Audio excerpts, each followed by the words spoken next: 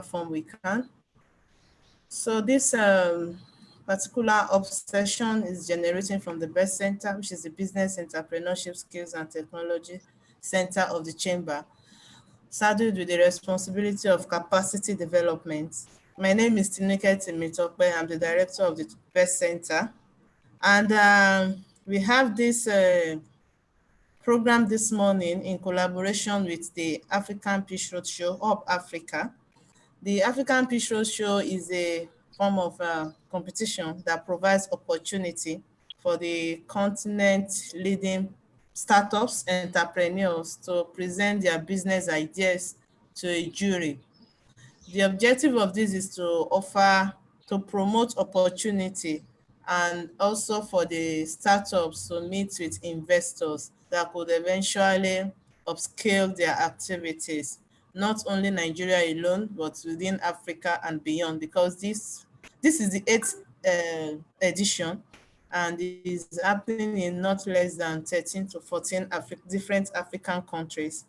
So we want to say you are welcome to all the participants. We encourage you have a limited time of 5 minutes for your presentation, while every member of the jury is might ask you a question, then you are scored based on the evaluation grade. I believe you all have access to the grid by now. It was sent to you, so you know on what terms in which you are being graded, evaluated. So the member of the jury from the Abuja Chamber of Commerce and Industry, we have Dr. John Sianene. He's a vice president. He's a seasoned industrialist and an educationist too. So he understands a lot about this. We also have the Director General of Abuja Chamber of Commerce and Industry, Ms. Victoria Akai. We also have the Director of the Dispute Resolution Center, Ms. Aisha Abdullahi. They are here. We're supposed to also have the Provost of the BEST Center attending. I don't know if he's here now, Professor Adesoji Adeshuga. If he's not here yet, I'm sure he'll be with us anytime soon. So I would say best of luck to all the participants and to all the members of the jury. We say thank you for accepting to take on this task. So I will pass it over now to our partner, African Peace Road Show, Up Africa. They have Ali Hon here. He's the CEO of the Up Africa. Then we have Dauda too, who is also a director at the Hub Africa. So Dauda or Leon, you can take it up from here. Let's know more about the Peace Road Show and also more about the advantages needed for all participants, especially for the best selected 3 today. What awaits them? I hope that will also encourage them to put more effort in their presentation. Thank you very much.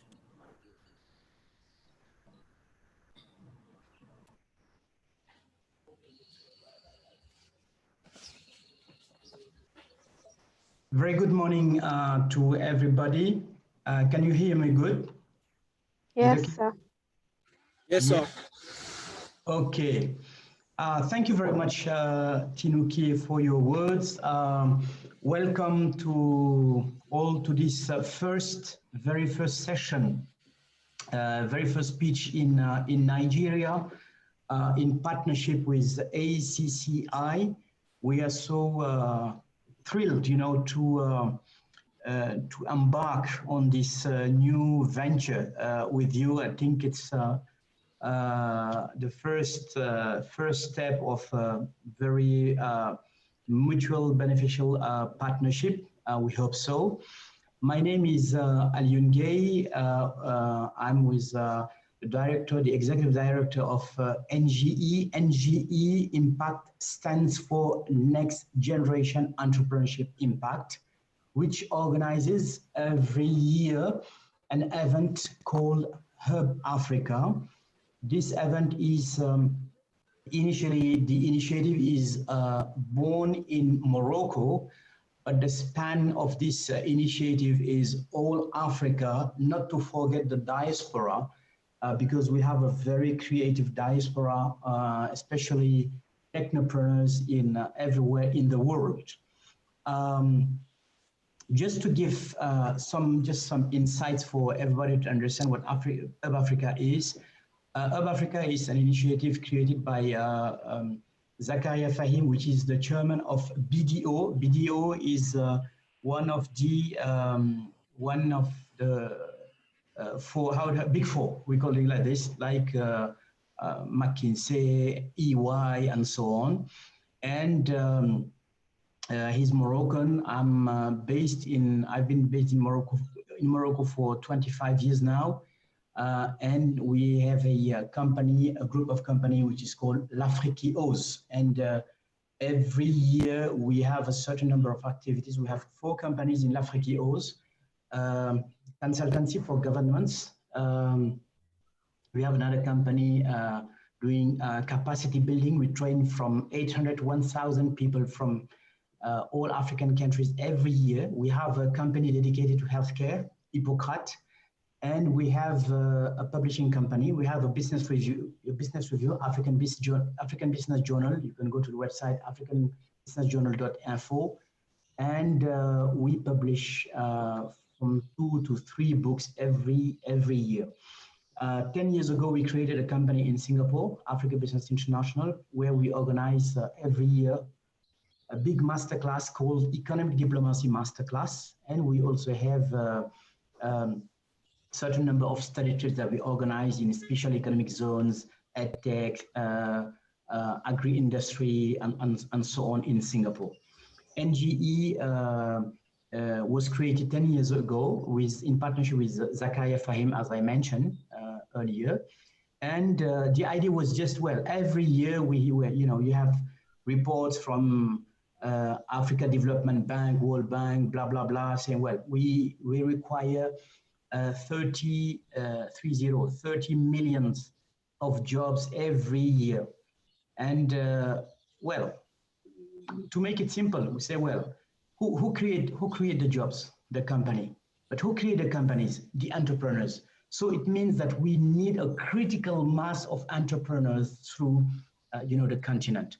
And it begins, at school. For instance, Zakaria Fahim, my partner, initiated the implementation of entrepreneurship teaching in schools, in primary schools, right? And I think it begins like that, right? Just to develop this mindset of entrepreneurs. This is how really the story began. And we say, well, creating Hub Africa, it will organize an event that will, celebrate, just to celebrate the entrepreneurs. For the 5-6 years, this is what it was. And after that, we say, well, it's okay but the thing will be much more interesting is also to create a kind of platform, because entrepreneurship is not just, 2 days a year, or the African Pitch Roadshow. It's 24 hours a day, 365 days, every day, every minute, people should connect, could share their ideas and so on. And the idea was really to to have this platform whereby people can connect, can train, can share their projects and so on. And so every year we have this huge meeting, but because we think that it's also important that people meet physically during these 2 days. And this is why a week before the tenure of the venue, we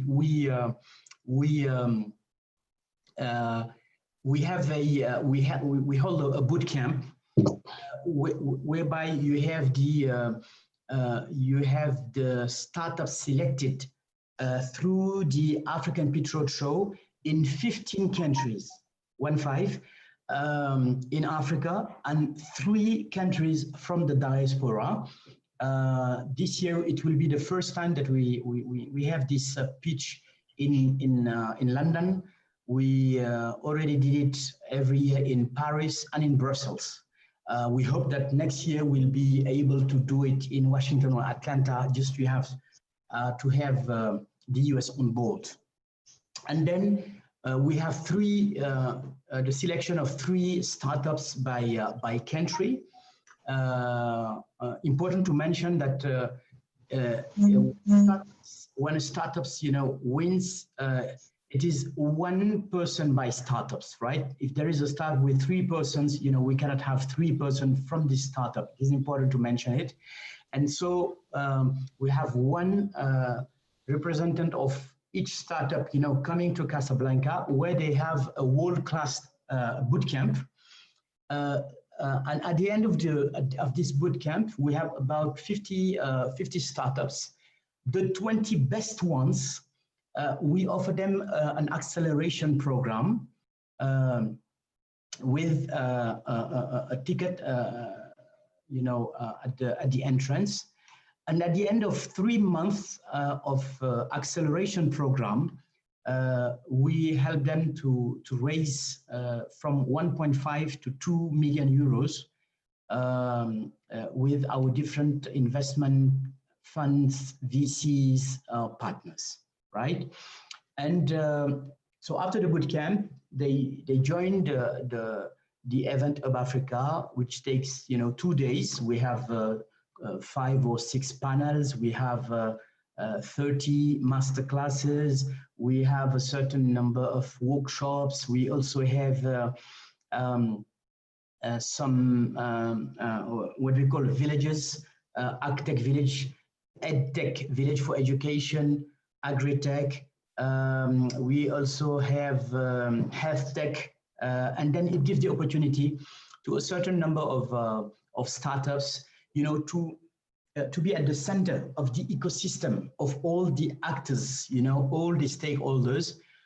For instance, in AgriTech, we have, all the technopreneurs, but you also have banks dedicated to agriculture. You have a certain number of investors. You have advisors from the Ministry of Agriculture. Brief, in a short, to make it short, in a nutshell, we really have, all the ecosystem. The same for the healthcare, where when you have last year, for instance, we had a very famous company now, which is really thrilling now, which is Tulip Industries, based in Guinea. They have a kind of monitor that helped, to assist the hospitals, to have all the data that they need in remote areas. So they were really in the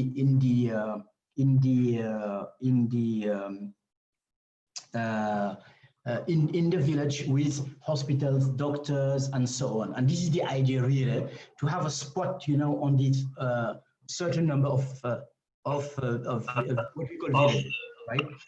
Okay. What can I add once more? Well, this is how it works. So we have to, and we also have a platform, a digital platform for this time, whereby we have a lot of B2B, because it's really important that entrepreneurs make money, make deals, and so on. So there is a kind of deal room whereby last year we organized something like 2,000 and more than 2,500 meetings, right? Startups with big companies with investors, startup with investors, and so on, right? So it is very important, because this is where things really happen. And it's important for startups to know that they have this opportunity to make business, because you organize it once a year, so they really have to take advantage of it to promote their project, but also to raise money, to have advice, and just have a chat with other startups or other big companies and so on, just to have this ecosystem working. This is Tineke, what I can say in a very short terms, in a nutshell, not to use all the time. If there is some question, we can talk. We can answer questions if necessary. Maybe after the pitch, if you if you desire it, and then ready to begin whenever you want.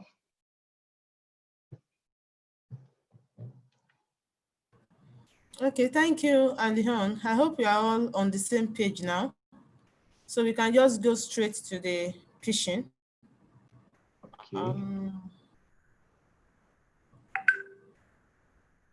Okay. Yeah. The member of jury, are you set?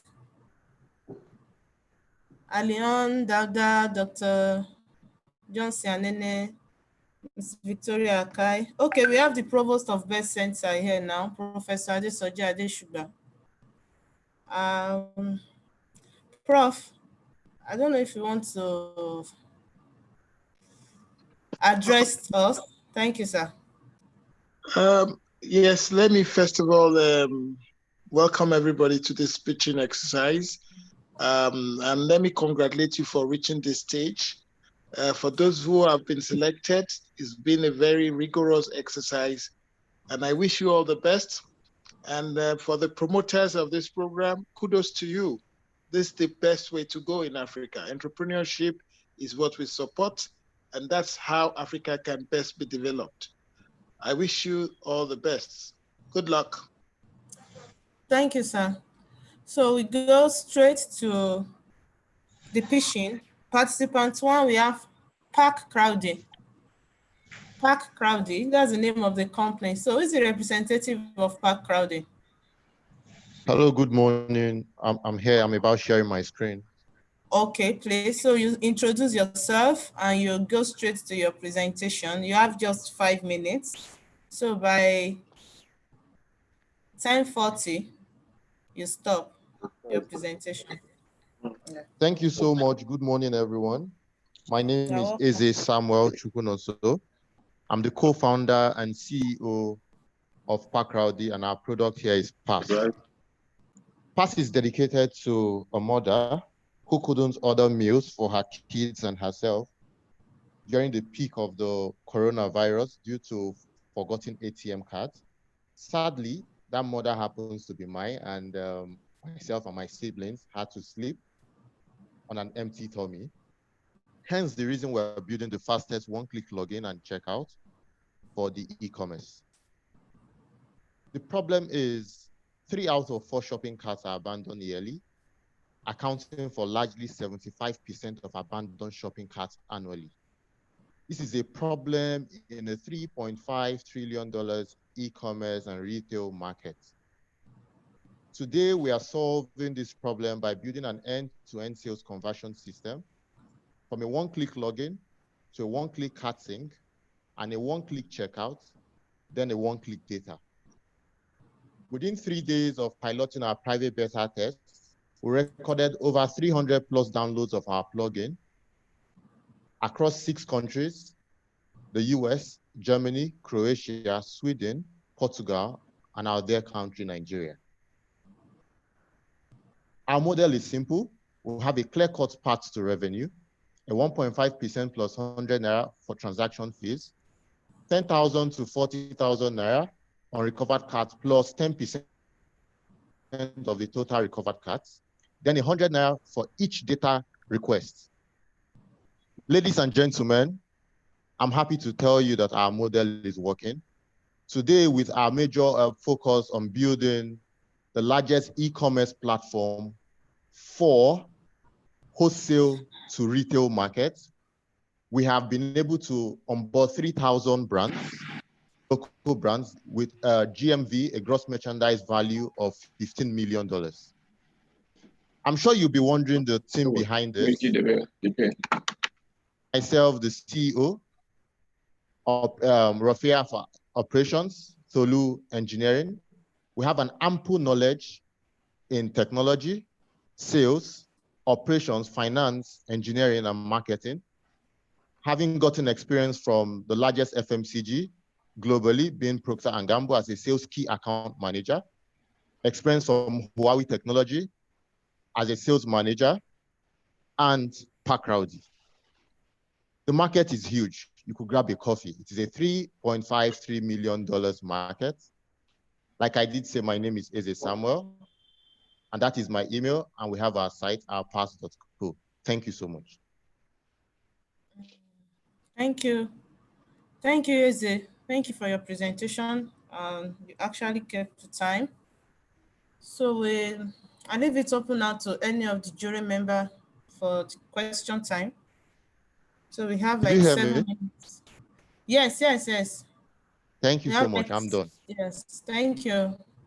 Yeah. So the jury member, you can ask Eze your questions regards to his presentation.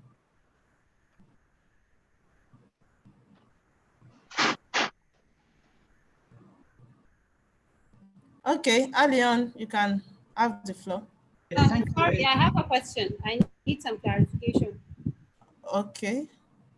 Okay.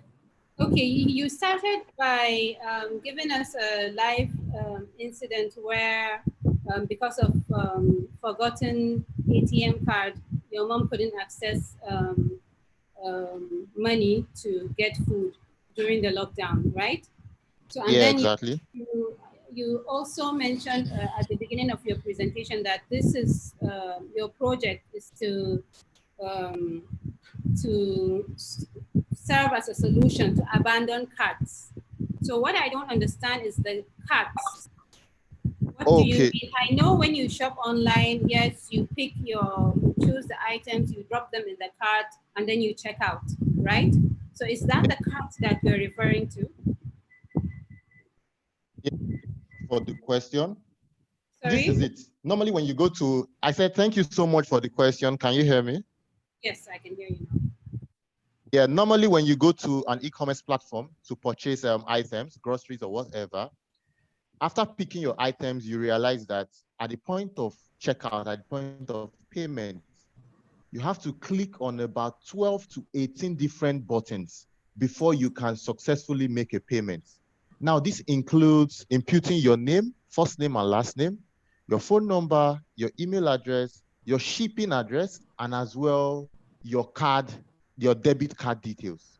Now, this is clicking on 12 to 18 different buttons, which is a huge friction and problem at the point of checkout. Hence the reason why we are saying with Pass, all you need to do with Pass basically is impute this once on Pass when you sign up, and you will never impute it again on any e-commerce platform that is on the web. So this is like an example of it. Looking at, I know you can see my screen.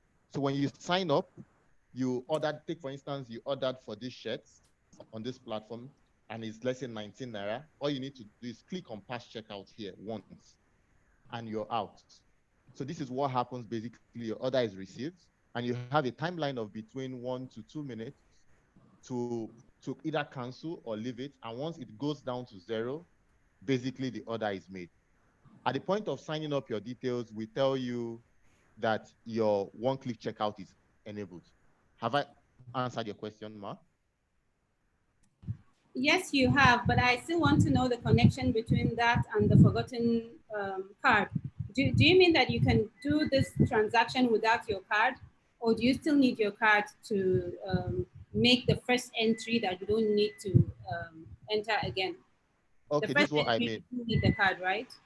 Yeah, as a first-time user of Pass, all you need to do is impute your name, last name, phone number, email, shipping address, and your card details. Impute it just once. Now, wherever you go to, whatever you want to do again and buy items forever on that very device, you will no longer have to impute all of these details again. It is once and for all, provided you've signed once on Pass. When you go to any e-commerce platform that has Pass checkout installed, you just click Pass checkout once and you're out. Thank you very much. Thank you so much. Yeah. Thank you very much, Eze, for your presentation. I just have a couple of questions. The first one is about the security of your platform, first of all. And the second, what are, in a nutshell, can you tell us what are the next milestones for our past? Okay, yeah, thank you so much. So first and foremost, we understand that security is top of mind for us. Hence the reason why we're investing a lot of resources into security. At the moment, as from a team of about 9, we have about 5 engineers who are really experienced. And so far, so good, even before rolling out, while we're onboarding brands, we are actually having some penetration tests. We have some cybersecurity friends that are equally testing and penetrating our system. So security is top of mind. We'll keep investing and keep going through our system, making sure that our security is top notch. Now, secondly, on our milestones, like I did say earlier, this is a new product. It's a pass checkout, one-click checkout, basically for the web. What we're doing about our milestones is, number one, I said we have 3,000 brands, onboarded 3,000 brands already with a GMV of $15 million. The way we intend rolling out come next month is we're rolling out first and foremost with only 40 brands. Now, these 40 brands are brands that are selling one of the fastest moving products already in the market. Number one of these products happens to be beauty products. They are fast selling globally. Number 2 are female lingerie. Number 3 is sexual wellness product, basically. These are the kind of products we'll be selling. Why are we doing this for 30 days for a public beta? It is basically to drive distribution. Now we're going to be translating their already existing customers into Pass. So when they come and use Pass for one-click checkout, basically, we drive distribution. And in 30 days, we're looking to onboard at least 4,000 customers who will get acquainted to Pass as customers.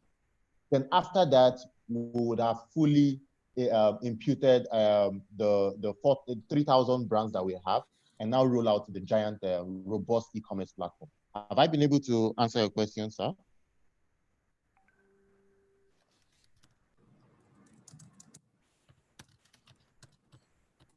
Thanks a lot, Eze. Very clear for me. Thanks. Thank you so much. Yeah. Okay. So, any other question? Okay, madam. Aliu answered, sorry, Aliu asked my question, actually. Aliu. Okay. I wanted to be clear about the cybersecurity issues. And so who is the back end domiciled with? And how is it secure? Okay, thank you so much, Mark. Let me give you an example. Like I did say about our products, to solving this problem, I mentioned a one-click login, a one-click cart sync, a one-click checkout, and a one-click data. Now, this is Agripo. Agripo happens to be the #1 largest online farm in Nigeria. Now, the way our one-click login works, this is different from the one-click checkout because it's an end-to-end system. I'm going to sign up now as a user.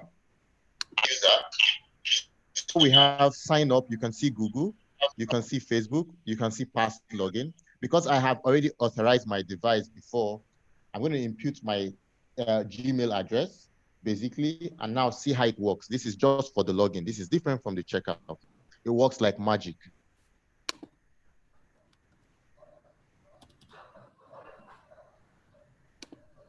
So I'm successfully in. Can you see I'm in already? I've signed up. This is the way the login works. It is a free product. Our checkout is the paid product.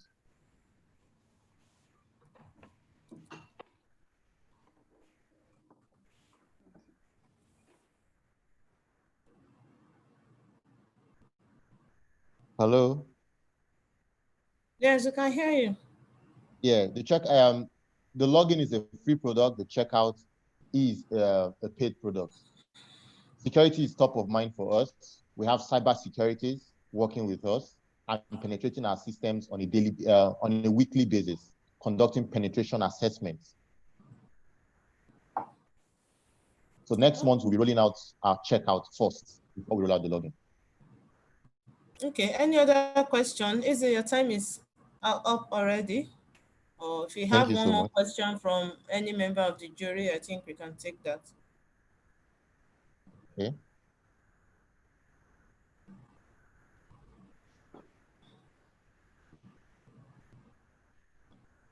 Okay, Dr. Johnson.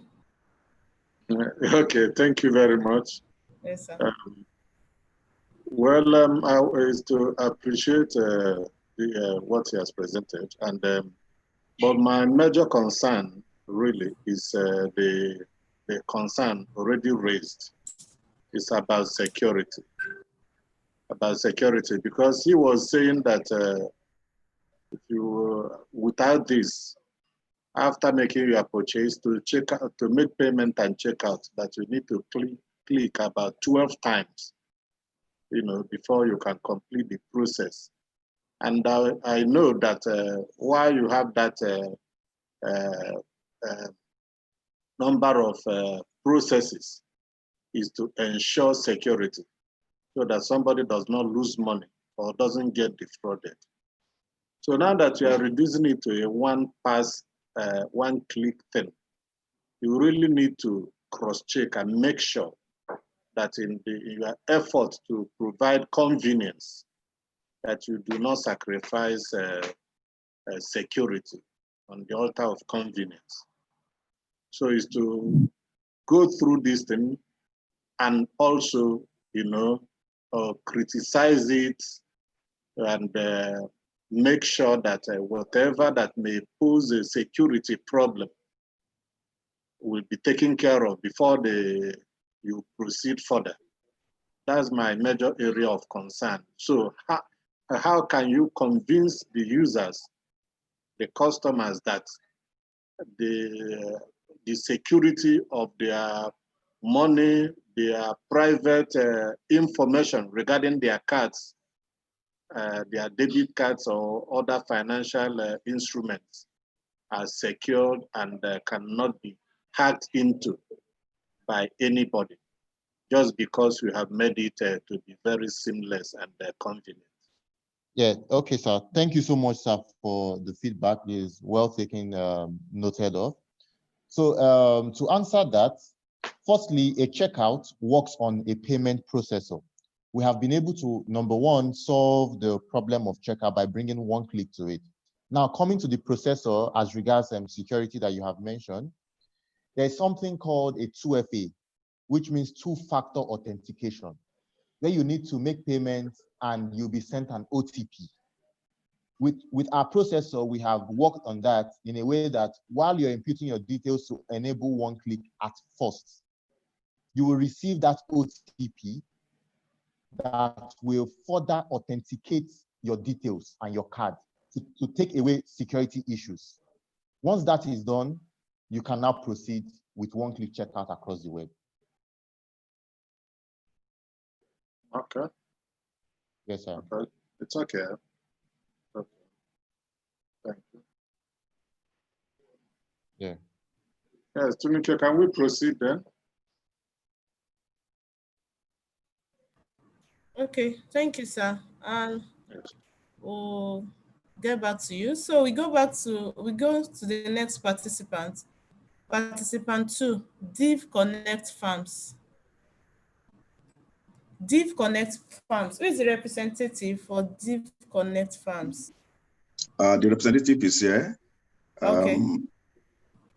Let me. You're welcome, Oyewusi. Yeah. So you can have the floor now. You have 5 minutes for your presentation, then the question and answer from the jury member. Okay, I'm trying to get Share your screen. My screen, yeah. Okay. Is he in your documents? It's my mail. It's my box. It's my mailbox. Look, I didn't go like this. Or should we go to the next participant while you get yourself ready? No, I'm almost ready. I'm ready. This is it. You held it.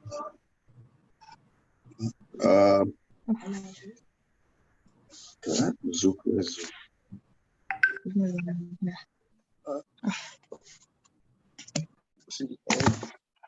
So you cannot get it? Oh, one. You cannot get it. I'm trying to look. It's inside your document. It's not in the document. That's the problem.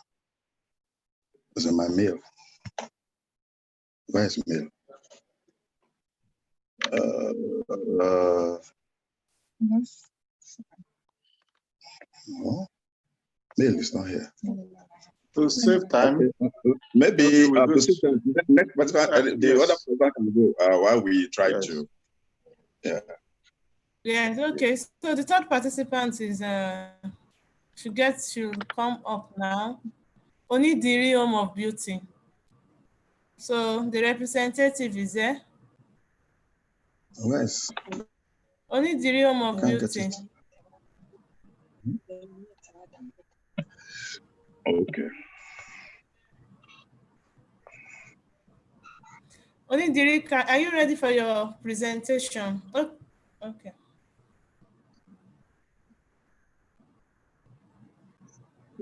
Okay. Maybe this is what we will have done. Okay. Let me try to share it. Good morning, everyone. Good morning, everyone. Good morning, welcome. Ah.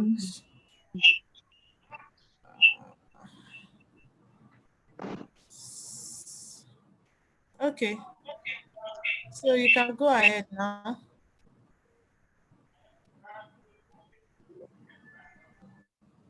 Okay. My name is Olayinka Temisofa.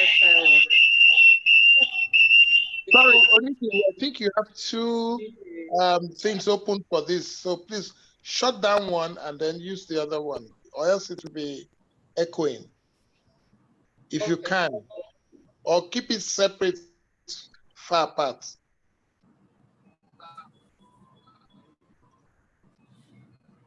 Okay.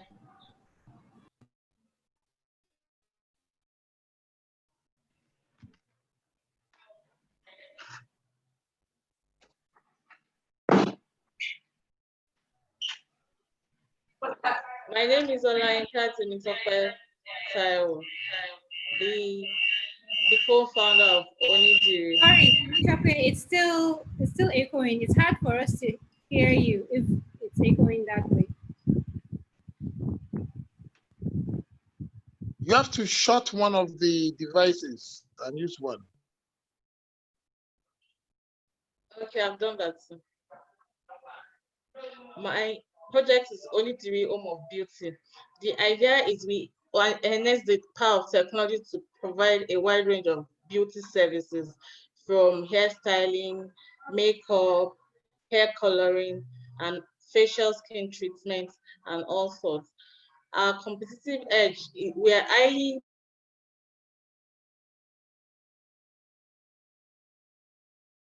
because we are highly mobile, and due to the busy schedule of people, make people look beautiful at the comfort of their home. You can't spend 5 hours in the you can't spend the whole of the week at work, and on weekends you're supposed to stay with your kids. You now go and queue at the salon. That's why Onidiri is bringing beauty to your doorstep. All you need to do is to request the service of a stylist or any kind of beauty service you want. Then a professional close to you will come and attend to you. We stand for mobility, convenience, affordability, because we charge at the same price you will get at the salon. That's what you get. Our objective is to take the stress of looking beauty services off you. We also intend to increase our earnings of beauty professionals who sign up on us. Apart from the normal money they make when they're in their shops and offices, when they sign up with us, they can still make more money. Our mission is to develop a highly successful and profitable all-round beauty care mobile hub, which provides quality beauty services. With this, we can become the #1 company that delivers convenience and affordability via our mobile app. As you can see, we have developed a app that is running on Android for now. The iOS is still is coming soon. We are still working on the iOS. Also, you can purchase all kinds of beauty products at the comfort of your home. No stress. We bring beauty salon to your doorstep. Okay.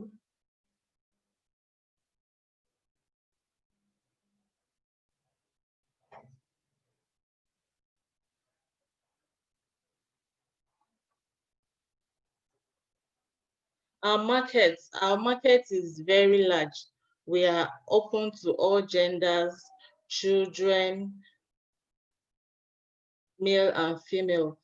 Although salons are open to for all genders, our marketing efforts may be best spent targeting the gender that drops the most money on salon services, which are women. We will therefore leverage on the concept of the she economy. That said, we will certainly have more than one target market. For example, expending some efforts on marketing to experience-minded men could pay off with a lucrative market niche. Our location is upwardly mobile. We can leverage on the growing number of busy women and women. If their work has eaten up all their time during the week, and they desire to look good, Onidiri is just a click away, and they get a professional to come and give them the service in the comfort of their home. In our first fiscal year, we intend to have 18.4 million, then second 20 million, third year 30 million. This projection is done based on what is obtainable in the industry and with the assumption that there won't be any major economic meltdown and natural disasters within the period stated. Even if there is economic meltdown or like the season we are in, the pandemic, our agents go out well kitted. We conform to all safety regulations at this period. We have perfected our plans to charge competitive rates. We charge same price you get when you get to the salon. So why do you want to stress yourself when you can get even at that same price at your convenience? Potential job creations. We intend to create jobs for 10,000 or more Nigerian youths who are skilled in hairdressing, barbing, and other beauty skills.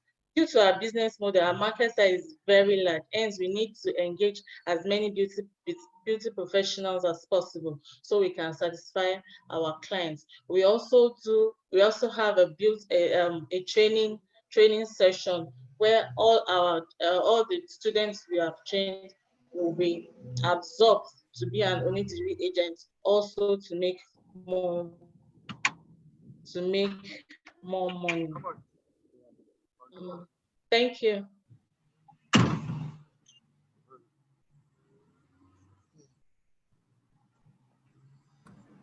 Okay, thank you. Thank you, Onidiri, for your presentation. So it's time for question for Onidiri Home of Beauty. Okay, Onidiri, how are you going to get the skilled workers? How are you going to source them? Are you going to source them from the salons, or they are basically from your trainees? And then thank you so much, ma. They are not. Yeah. Okay, ma. Thank you, ma. They are not basically our trainees. We source them from salons, and we send out forms online for skilled people who are skilled in beauty services. Then when they sign up, when they register, we call them for a training session to know if they are well skilled as they have registered. Okay, so you carry out like a test for them? Oh, it's based on... Yes, ma'am. Okay. Hello? Okay. Yes. Yes. Okay. Yes, thank you very much, Onidiri. I have two questions for you. One is about sales. These are products, these are beauty products. Have they been tested and certified, safe and well, convenient for use by NAFDAC and possibly Standard Organization of Nigeria? I don't know, have they been certified? All your products, have they been registered and certified? We don't have products. Okay, you but don't we have give platforms for beauty merchants to showcase, to sell their products on our e-commerce platform, on our website and on our online app. And your platform, how do you intend to make sure that all the products that are being brought in for you to sell are quality products that have met standard specifications, so that your platform doesn't get turned to a dumping ground? Because I know that NAFDAC, they go about pharmacy shops, beauty stores, checking products and confiscating ones that are not registered. So an online platform like this will be a very easy gateway for them to avoid NAFDAC screening. So what measure do you have in place to make sure that whatever product that is being brought to you must have been certified by the relevant agency? Okay, thank you so much, sir. We don't sell products that is not NAFDAC that doesn't have NAFDAC certification. We sell products that are known, that are already registered. Okay, that's what I want to call your attention to. Then the last question is, do you have room for people who may be willing to invest in your project? To invest, that's because you should also be looking at the prospect of expansion, so you don't just operate within your own financial limits. So yeah, that's thank you, sir. That's why I said we intend to create jobs for 10,000 Nigerians or more. And for us to do that, we'll need more we'll need all our agents all over Nigeria, which definitely will need more money for expansion. Sure, we'll need investors. Like developing an iOS app is different from that. It's far more, the price is far more higher than that of the Android. So definitely we'll need investors so we can expand, as long as we are not limited by space. It's okay. We'll need investors. That's all for you for now. Thank you very much for the wonderful presentation.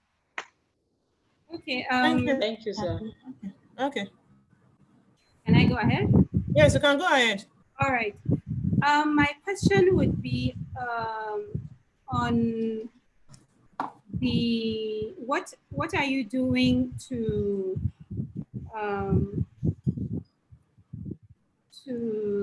avoid or on the issue of security?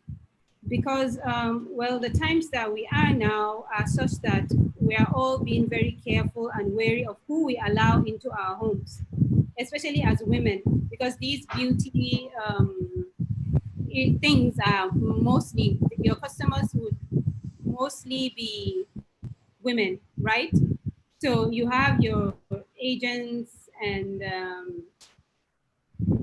you have your people or staff that yes.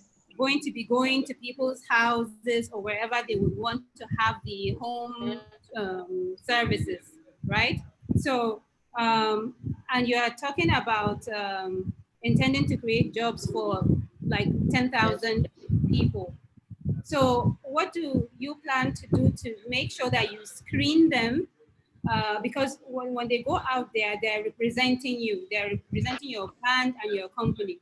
So you wouldn't want a situation where you would get multiple reports on people that go out in your name to render home service, doing things that you wouldn't want to be Your batteries. as your name. Yes, that's one. Then my second question is, do you intend to remain mobile like Uber, or do you plan to have where you, because that also, well, even though I guess you are trying to solve or provide solution on a certain problem where, like you mentioned, we don't have to go and queue up in salon, but then sometimes we also use that opportunity to get away from the house, meet up with the girls, and have a spa day or something like that. So as much as, yeah, it's good to have the home service, especially with the lockdown and all, but then if you are so good and people want to be where you are, wouldn't it be good to also have, well, this is just, well, yeah, it can be a question if you have plans for that in the future. Thank you.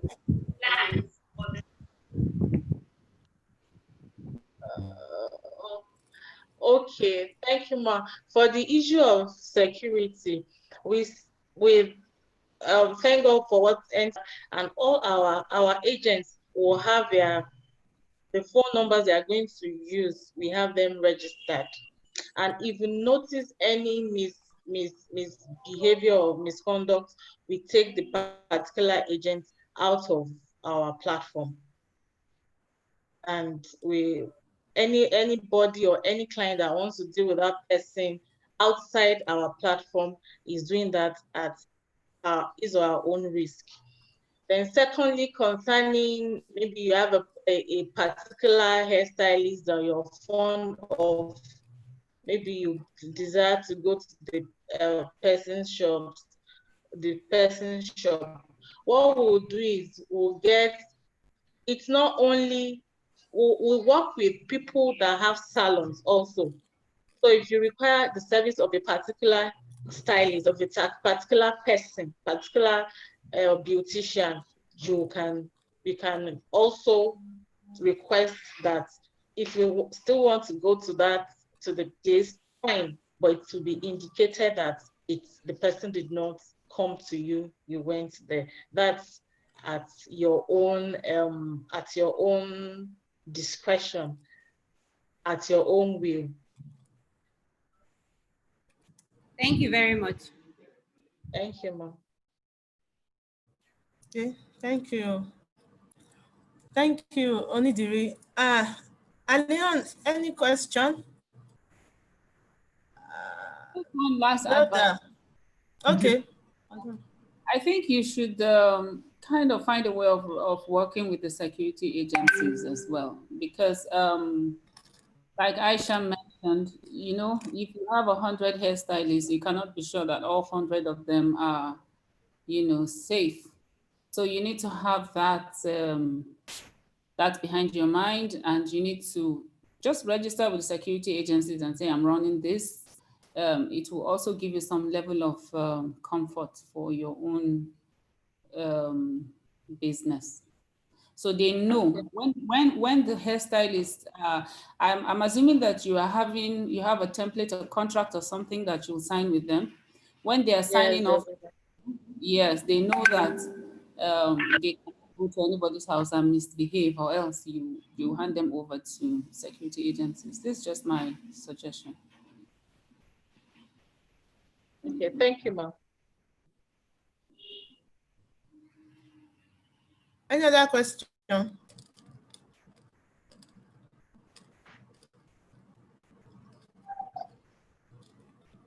And then your your hairstylist too, or the salonist, they also need security. You understand? Because the customers, you also need to protect them from the customers. So it's not only on their side, it's also on the customer side. You understand? Yes, ma'am. Okay, ma'am. Thank you very much, ma'am, for the observations. Okay. Okay, Alion, questions, observation? Thank you. Just an observation, because as I don't know who Aisha, who mentioned it, generally when women go to the salon, it's also an opportunity to get relaxed and get rid, of the kids and the family, and enjoy, a good time and so on. So we just to make sure that it's not only, they just don't require to have, home services with hairdressers coming to their home. So we also have to take it into account, some time, a leisure time to be in the salon. Just an observation. Thank you so much. Okay, thank you. So that brings us to the end of your presentation, Onidiri Home of Beauty. So you hold on while we go to the next presenter. And I want the jury to take note, Onidiri is participant 3, not participant 2, so that we don't mix up the evaluation grade. She is participant 3. So participant 2, are you ready now? Oyewuse? Yes, we are ready. Okay, so I will just give you 1 minute to set up so that the member of the jury can fill up their grid. So in 1 minute's time, you start your presentation. Okay, we are trying to load. Okay, so you can share your screen now.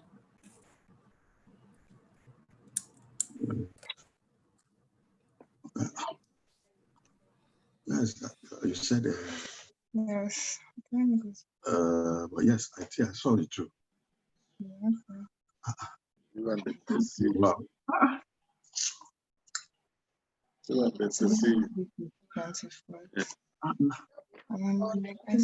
But you went there the other time. It's not there.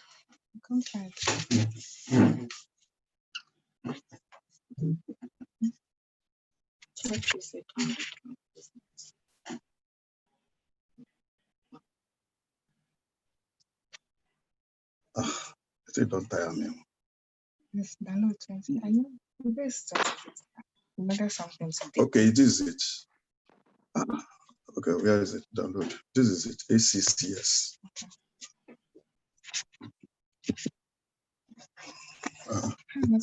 It's not showing. This is my hand. That's The way it don't go.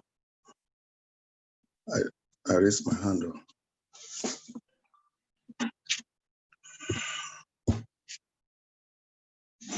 I think it's not here. Download the 26th July, which is today. Can't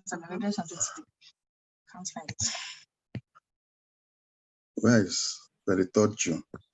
Where's July here? Sorry, moderator, can we can go to the next person, allow him enough time to sort the problem out. It's okay. Yeah, let's go to the fourth person. The fourth participant. Yeah, the fourth participant, yes. Participant 4, Katie Mo Kitchen. Katie Mo Kitchen. This is the representative for Katie Mo Kitchen.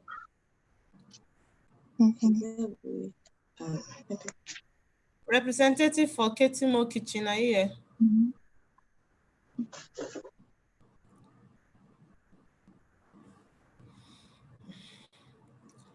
Okay. So we go to participant 5, e-trash to cash.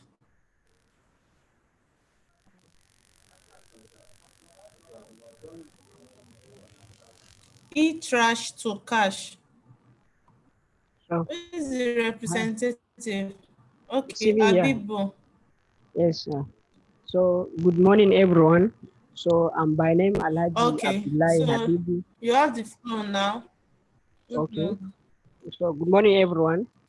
I'm by name Alhaji Abdullahi Habibu from Bauchi State, the representative of eTrash to Cash company. So the idea project in eTrash is that eTrash is the first of its kind social enterprise company in the northern part of Nigeria that turn waste into cash. And therefore, it provides green jobs to vulnerable groups of individuals. So the deal in eTrash is that research has shown that around 10,000 metric tons of trash is being generated on the major cities of Nigeria, and less than 15% of the total trash is recollected for recycling. And more than 90 million people are low-income earners, and they also live on less than $1 in a day. So due to this challenge or problem, we took the bold step and invented a solution whereby we train and educate waste collectors, whereby they earn careers as local waste collectors in eTrash. So the next slide here is our objectives and also serving as environmental impacts of our company. So the first one is that we prevent waste burning as our objectives, and also it's one of the environmental impacts our company is serving. And also our company helps save thousand number of lives and properties. Therefore, for this second objective, is due to the fact that the large number of waste being generated causes flooding in the northern part of Nigeria due to our large population. And we also empower women and support girl child education.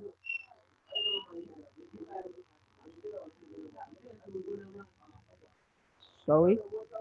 So how is our company related with technology? So we are now on the process to have an Android mobile application where low-income earners can provide trash at our local collection centers, and they earn from the trash they bring to us.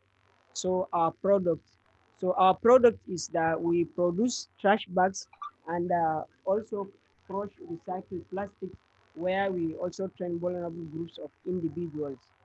So for the market penetration, when we came into the market, eTrash started 3 years ago. So we built local collection hubs, and we also encourage words of mouth by waste collectors to their peer group.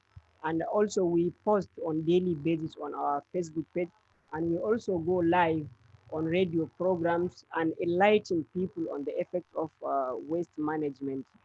So for the income generation, our income is in two ways. We get an income from selling crushed and recycled plastic trash to big pipeline recycling factories, and also by selling the trash bags we produce. So for the job creation potentiality, so far we have been able to employ 20 waste collectors and finance 12 local collection centers. And as of today, we have collected 99,348 kilograms of plastics. So some of our competitors, major competitors include Recycle Points, Recyclers, and Change. So for our founder's dream and team, our founder is called Alhaji Salisu Abdullahi, who is a US trained international businessman. I myself serving as the co-founder with over 3 years experience in waste collection and recycling, and Mr. Chiro Mahasan, who have over 4 years experience in web software and application development. So for both of our advisors, we have one professor from Rogers Business School in New Jersey, and also Professor Awal Uba, who is an environmental microbiologist from Bauchi State University, and Dr. Yunus Ayao from University of Abuja. So this is the end of my presentation. Okay, thank you, Abibo. Thank you for your presentation. Thank you. So it's time for questions and answers. Okay. Yeah, thank you very much for your presentation. I would just like to know, have you already begun or is it just a project? Can you tell us, at which steps are you standing now? So, sir, our business has been in existence for 3 years ago now.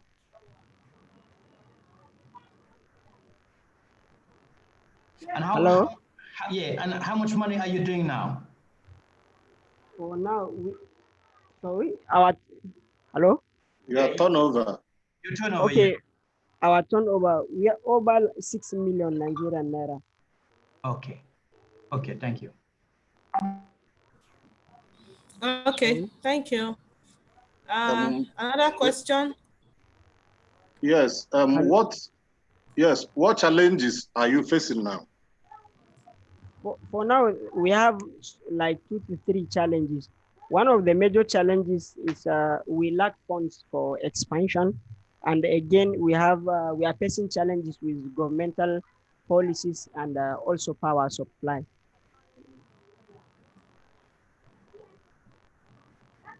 What kind of governmental policies? In what area?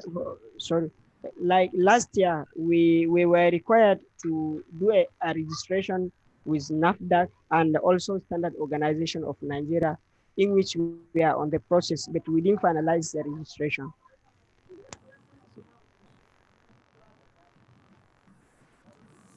Okay. Okay, are you done, sir? Can I go ahead? Yes, go ahead. Okay. Alhaji Habibu.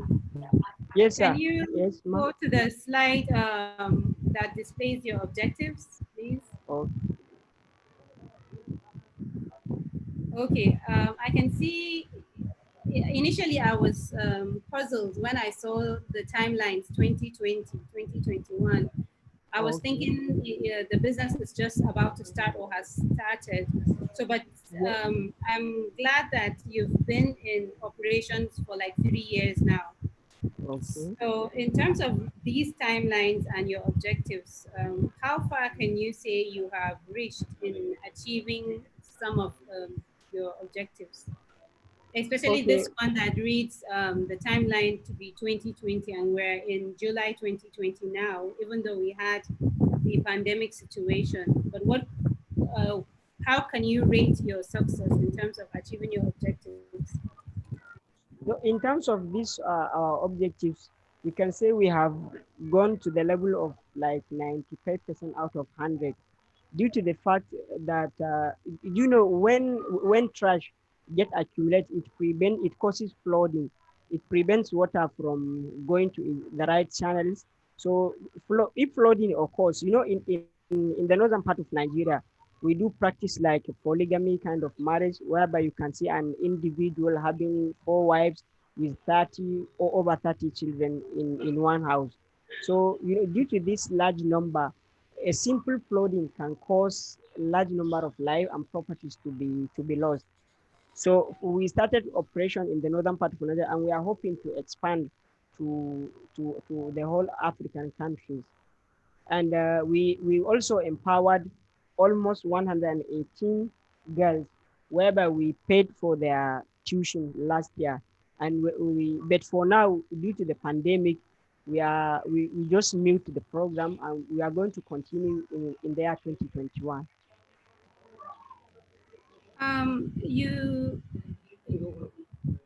Okay, I still need some clarification here.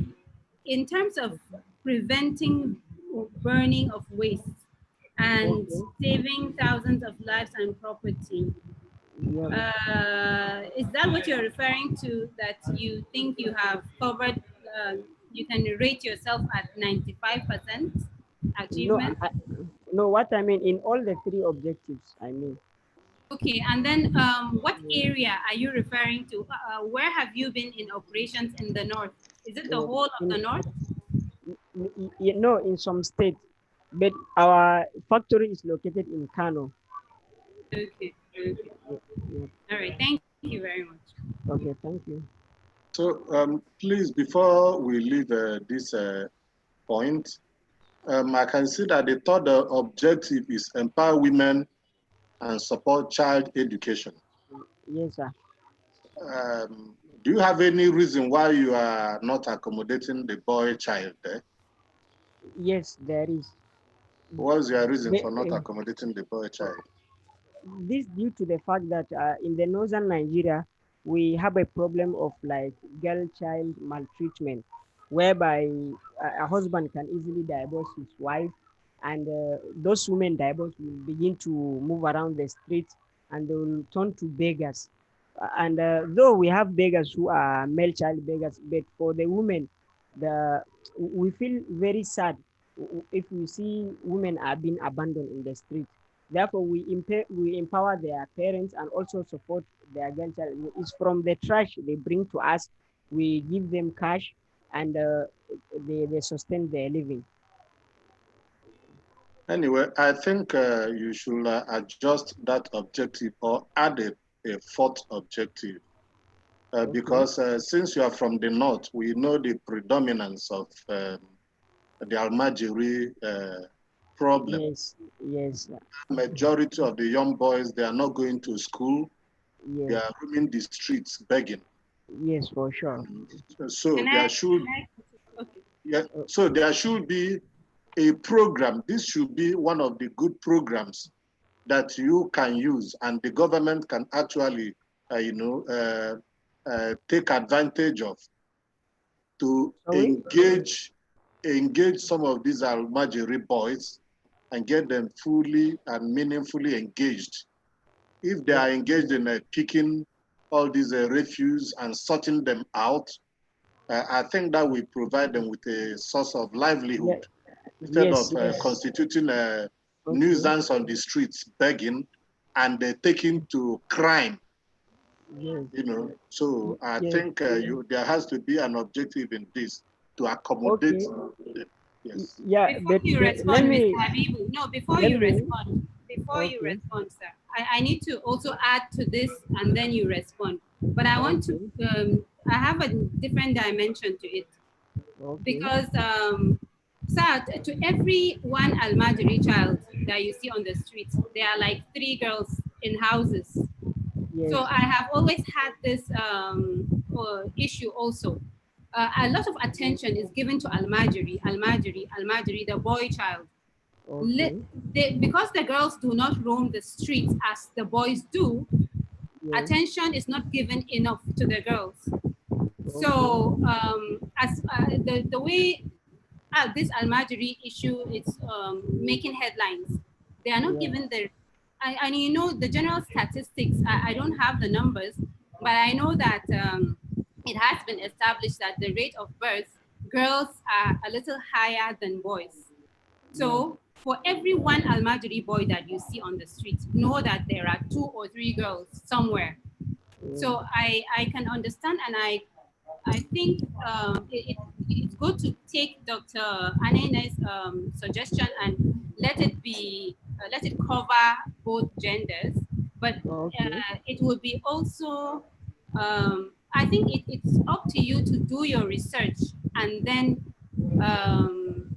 tweak your objectives based on the result of your research, rather than just decide on the face of what you see on the street, or the women that are roaming around, or the boys that are roaming around. So this is a good suggestion by Dr. Johnson. But what I need to add is that you need to do some bit of research to understand the ratio and then work towards that. Okay. Yes, yes, please, before you sign off, like I have said, every government, every state or local government should key into a program like this. Okay. So what you also need to do, because this is not just an economic project, but it's a social project too, because it will affect the crime rate. Crime rate, we are talking about rape, we are talking about stealing, we are talking about even Boko Haram and banditry. Yes. So if we can get some of these young youths, whether boy or girl, we get them gainfully employed or engaged in one economic activity or the other, particularly through this kind of project, you see that we have a more sane society. Our streets will be cleaner and less inconveniencing to move around, you know, and the rate of crime in the country will definitely be reduced with the attendant social problems. So apart from looking for private investors or individual investors, you should also make it a major a program or direct your effort at sending this message across to NGOs, government agencies, state governments, and local government organizations to key into this program, because it will help them in their, you know, in their various areas of jurisdiction. Okay. Okay, your time is up, Abibu. Your time is up. So while we allow the jury to fill their evaluation grade, participant 2, are you ready now? So Abibu, you can stop sharing your slides so that another participant could share. Is this participant 4 or 5? Abibu is 5. Participant number 5. Please. Okay. 5. Participant 5. So participant 2, are you ready now? Yeah, yes, I think I'm ready because I've sent the slides to one of your officials there where they promised Oh, okay. It's up now. Okay. It's up and we can't see it. I can see your slide there, so can you see it? I can't see it. I can't. You can't? I can't even see your face again. I've been seeing your face, but now I can't see it. Yeah, my video is off now. I just put on my video. No, I can see you now. But, yeah. Can you see your slide? No, it's blank. It's blank. But I have it here. Okay, okay. I have it here. So okay, that's fine. So can we start now, the jury? Okay. Okay. We can start. Yes. Okay, so we'll see. You introduce yourself, then you go straight to your presentation. You have 5 minutes for that. Okay, thank you very much. My name is Dr. Yewusi Olubenga Emmanuel. I'm the MD of Div Connect Farms Limited, situated in Kuje, Abuja here. Our idea is actually to haven't started poultry management, production and management. And as someone that had a stint, retired from the public service, I felt we need to sell similar idea to colleagues, top level and middle level public servants who are about to retire so that they can have their own farm. So the idea is to ensure sustenance of measure of confidence and relevance after retirement, and to create additional means of income generation while in service and after service, and to make such group of people useful to themselves, their families, and their immediate environment, and help in employment generation. So the idea is Div Connect Farms want to sell franchise to those who are really interested, who have passion for agricultural value chain. So to assist retiring middle level, top level public servants and other investors who are interested in agricultural value chain to own their poultry farm. And in terms of the technology of this project, prospective investor is expected to provide land, and the investor is also to provide fund for execution, minimum of 50 million naira. And we'll structure it, we'll construct it, and will install in totality the farm machineries and other assets. And we'll manage the farm. We'll manage the farm as a business concern for 3 years. And we will not use deep litter. Deep litter is when you throw birds to be roving about on the floor of the pen. No, we use battery cage system, and point of lay beds will be acquired. The product that we are offering is poultry farm franchise through which eggs are produced and sold, and then cooling of oat beds for meat. Our market, the market is there. But the people that we are targeting as it is now is retiring middle level, top level civil servants and any other investor interested in poultry value chain. So in terms of income generation, for franchisee, income is generated through sales of eggs, feces, sacks, and beds. And the franchisor, the income is generated through payment of royalty. So in terms of the job creation potential, each farm so established with 5,000 beds capacity can employ 6 personnel at the beginning. And as time goes on, you add more employees and you expand more. Thank you for listening. Hello? Like that, I know. Wonderful. I know you also. Abib still there. Okay, yes. Thank you. Thank you. Are you? Yes. Did you hear me? Yes, we had you. Yes. We had you, Yosi. Oh, okay. Yes, we had you very well. Okay. It was a good one. Very wonderful presentation. Okay, so questions?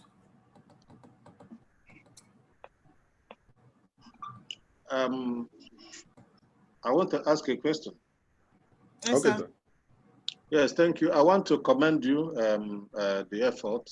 It's very straightforward.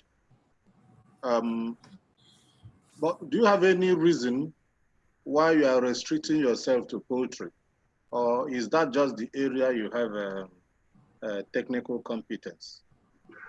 Okay, let me say the area where I have passion and technical competence. And not only that, having been interested in farming activity for long, I noticed that agricultural value chain is large and many, and all of them requires a lot of,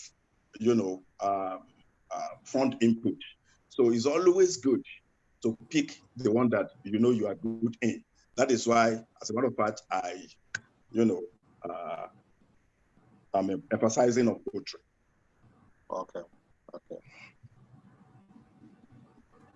Because I was wondering if it's not better, maybe poultry and maybe fishery, because I think those are the two most common farming areas. Most of these both serving and retired civil servants normally venture into. But if you don't have competence in fishery, it's good you stick to what you can do very well.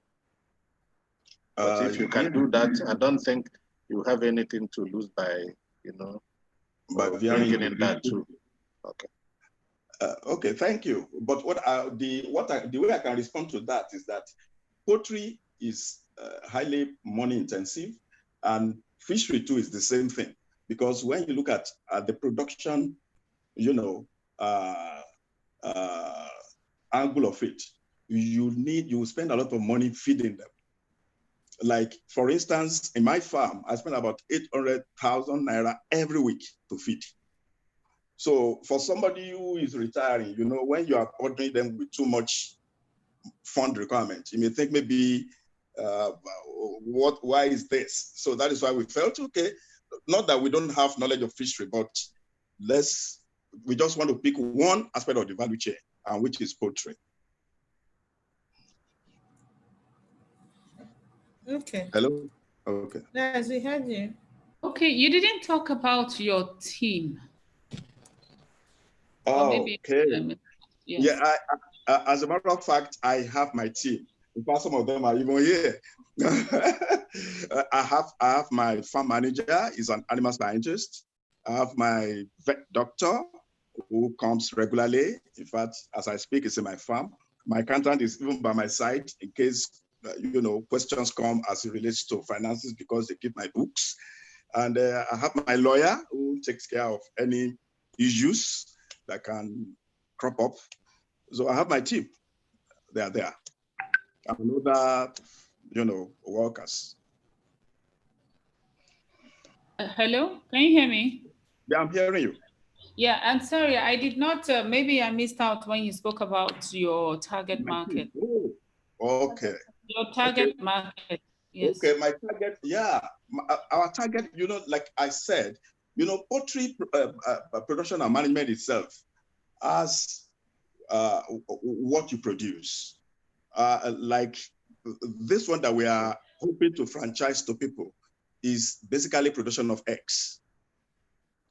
Basically production of eggs. And that's why we said these people who are coming in, because we see them as the group that we are looking at. I'm talking of the retiring middle level and top level civil servants.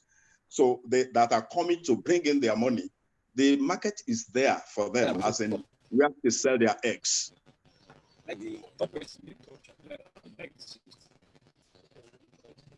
Hello? Yeah, we can hear you. Hello, Okay. we can hear you. Yes. Okay. So that is where can they sell their eggs? no, no. You said the market okay. is there where they can sell their eggs. Okay, let me use us as examples. So we have several people. We have distributors that come to our farm that collect egg in bulk. And we have supermarkets that that patronize us, you know, and schools. Those schools are, you know, during this lockdown, we had some itches, but our distributors, they still come because they sell in open markets and other, you know, other outlets.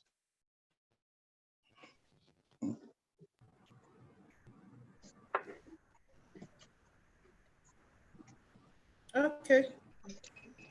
Thank you. Any other question? Yeah, I just have one question. Thank you for the presentation. I'd like to have a sense of the, you know, some figures. What are the projected market, the size of the market? What is the turnover that you're expecting in the short term? Just to have a sense, you know, of the size of the market. Okay. We have that, only that we didn't just project it here. Our production cycle is usually 18 months, and we are sure of making 60 million. And when we put in that 50 million, that's the first 18 months by our calculation. Only that we didn't project it here. So that's just Okay.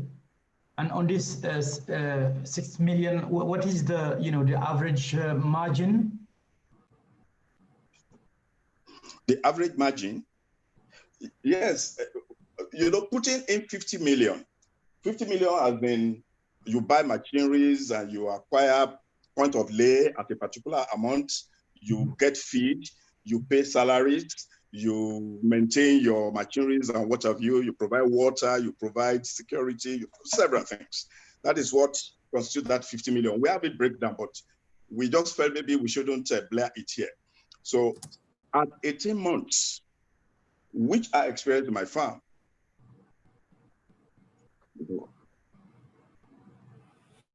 so we at 18 months, we are short of 60 million. So meaning that if you put in 50 million, by 18 months, you will have made 10 million, one way or the other. That is at the first 18 months. And as you progress, you know, the income, I mean, the profit increases. And there is room for expansion. Okay, okay, okay. Right. Okay, okay. Just to another question, which kind of services, because franchising is not only, you know, about royalties and so on, but is there a bulk of services that you offer to the retirees? Yes, you know, naturally, I've said it before that whoever wants to invest in this must be somebody that has passion for agriculture, because passion is that that would drive you, because that's what drove me to it. And the people that I've experienced, that is what I do not want quite a number of them to experience it. So that is why I say, okay, I will franchise for them. I have my team that I work with, will establish the farm. 3 years to your retirement, the farm is already working, and we will run it for that 3 years. Then as you are coming out, you step into something to do. And that makes you useful to yourself, to your family, and to your immediate environment. So to do that more effectively, we already have the mind, we have the intention of giving them some measure of training so that they will have understanding, they will know what it takes, because agricultural activity is highly technical, and they need to have that understanding. And when they have that understanding mixed with the passion, then they can start moving. And the franchise itself has expiry time. We kind of structured it in such a way that between 8 and 10 years, you may decide not to be active Connect Farms. You can choose whichever name you want. So it's like when you become your own person, then at that point you don't pay any royalty to us.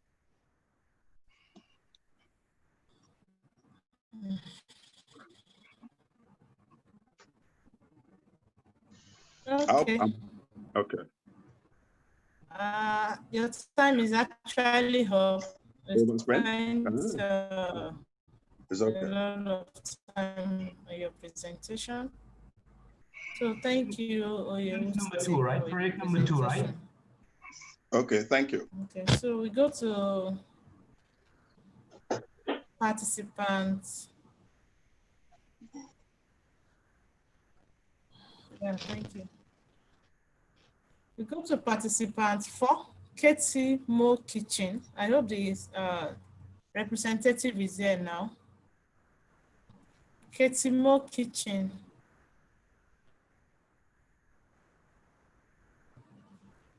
Who is presenting for Katie Mo Kitchen?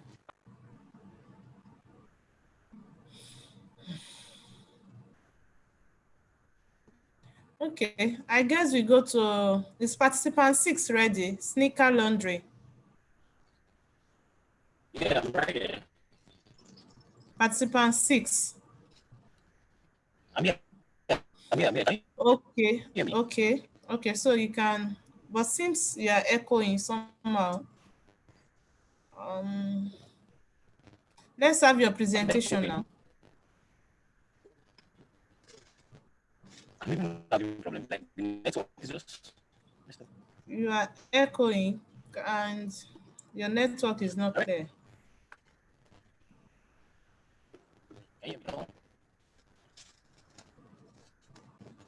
I'm trying to share my screen now. Yes, you can share your screen now. Okay, right away.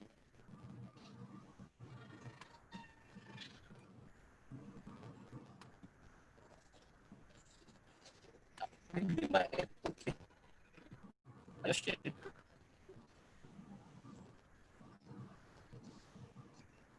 Can you see it?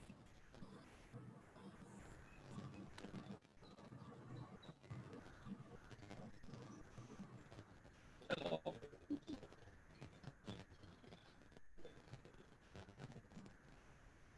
Okay, you can see your screen now.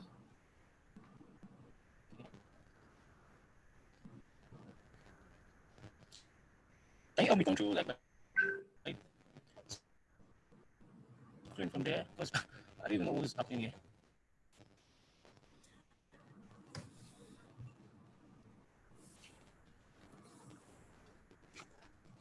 Okay, Daniel, you can start your presentation now. I think we can all see your screen. Okay.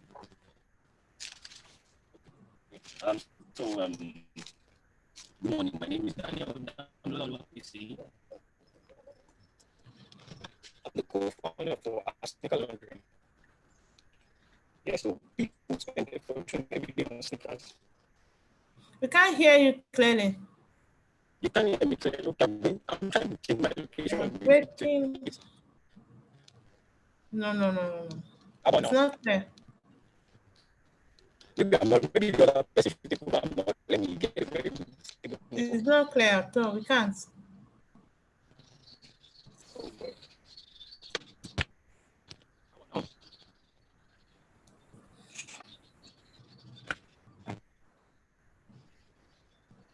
Can you hear me now?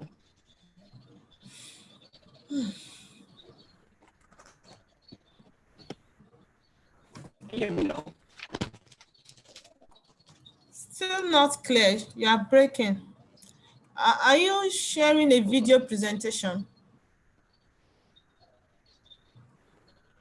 No, I'm not sharing. It's like the last part of this slide.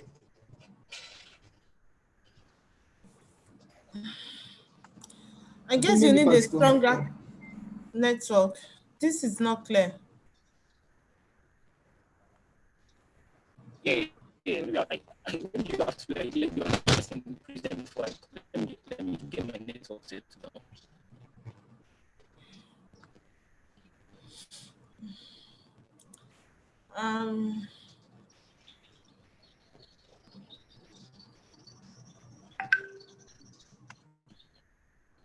The connection is poor.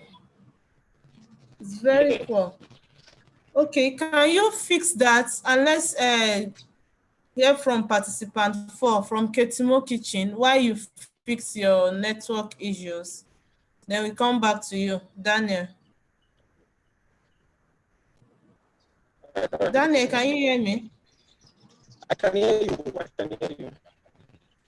We can barely hear you. You are breaking up. Stop sharing. So can we, let's take the next 10 minutes and fix the connection problem while we take participant 4. Yes, let's take participant 4 now while you fix the issue. You can get another network connection and try, but we can't hear you. The network is poor. Participant 4, are you ready? Yes, I am. I'm trying to get my document and I'll send it right away to you. Okay. I'm sorry for the delay.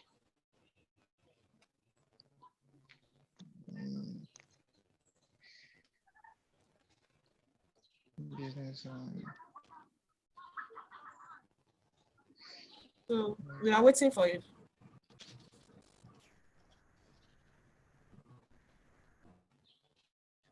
I'm very sorry. I'm trying to look at the document. Okay, yes.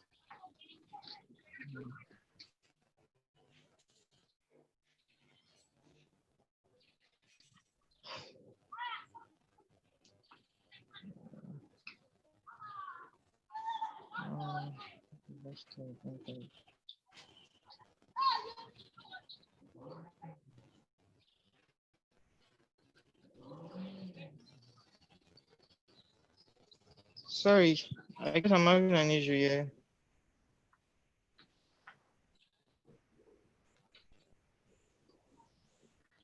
Hello?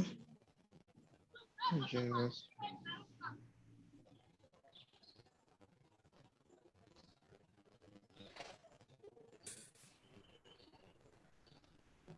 Edward, you are not ready.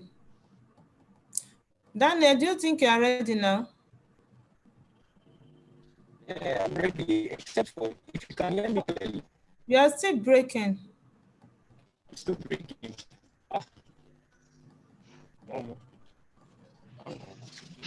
Oh, yeah, clearly. Can you hear me clearly? You know.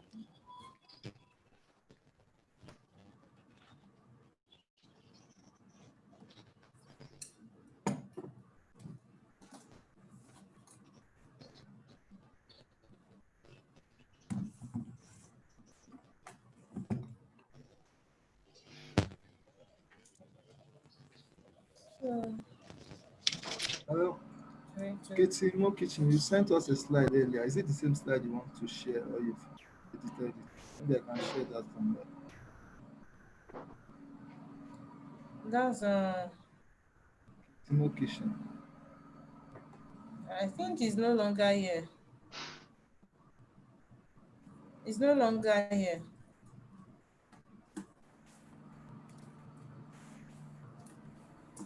Sorry for the delay to the jury members. We have 2 participants left for the presentation, but we can't, I guess the network connection is poor now.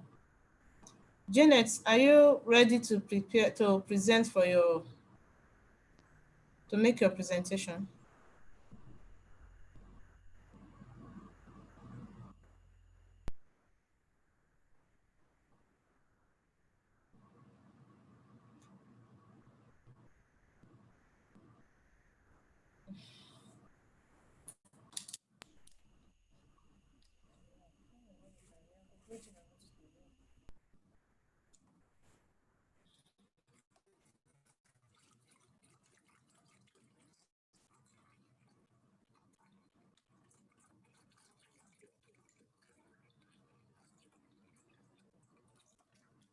Okay. Eniola Janet, is that for Ketimo Kitchen?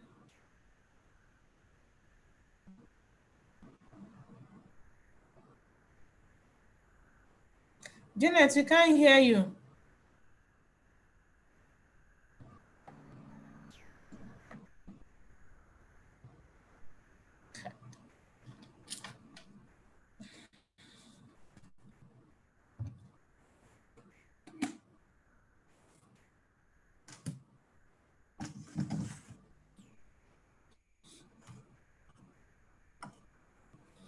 Um,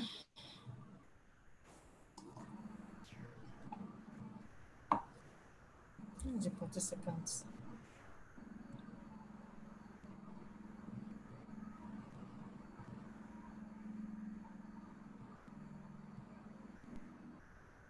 Daniel, are you ready?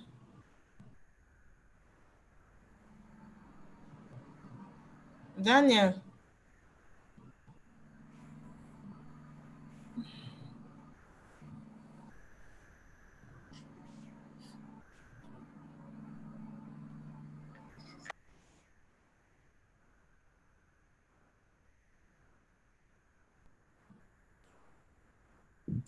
So is there a plan B in case this thing persists?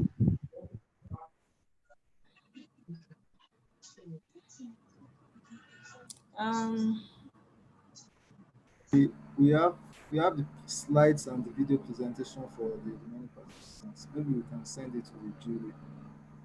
So we can't hear you, Larry. I said we have the slides, and the video presentation for both participants. So maybe we can forward that to the jury and they can access them with the slides. Can you put a call across to them and let us know if what's the problem? I can see Janet, but I'm not hearing her. I can see Daniel too, but I don't know what's happening at his end. Can you hear me now? Okay, Daniel.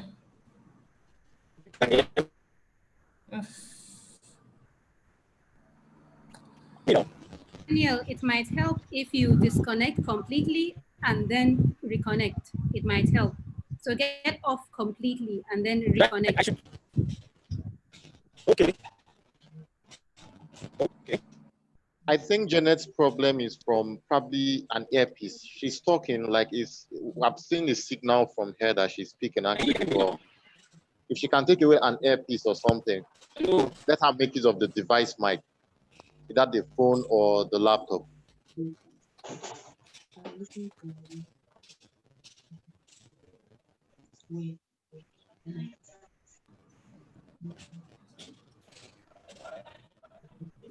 Janet, can you remove your earpiece?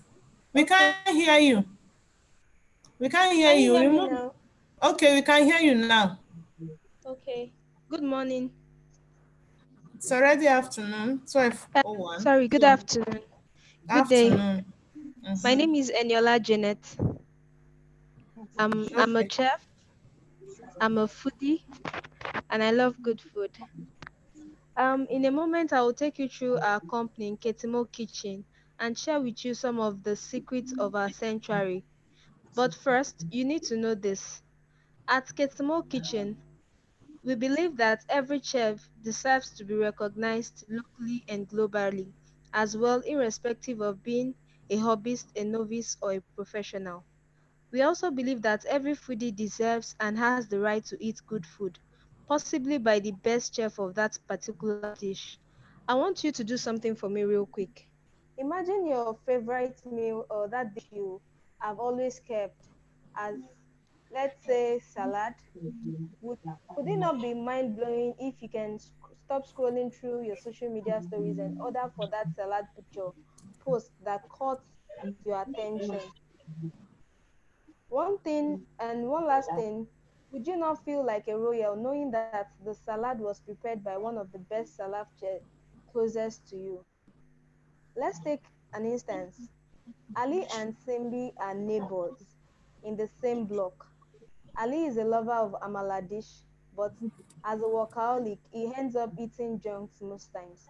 Meanwhile, Simbi is a great chef with amala dish, and most times she is usually free during meal hours. Thanks. At Sketmo Kitchen, Ali can stop being tormented by seeing pictures of amala dish on his social media stories and can order for amala from Simbi and make payments through a variety of options. For me, the most amazing thing about our platform as a foodie is that when I eventually visit the Miami Beach in America, I wouldn't be troubled being in a foreign land and could comfortably order for any amala dudu with gbegiri and ewedu, ogunfe, roundabout, and maybe shaki too, right there in the beach with no worries about the payment option because we have variety of payment options. As a chef, being on our platform guarantees you to be recognized on the global chef map and have you real time and real life reviews of our culinary services right on the platform, increasing your profile, making daily earning, and have a great number is as foodie customers and as much followers as you want. At Ketimo Kitchen, the kitchen is a sanctuary, is what we believe. Thank you. Okay. Thank you, Janet, for your presentation.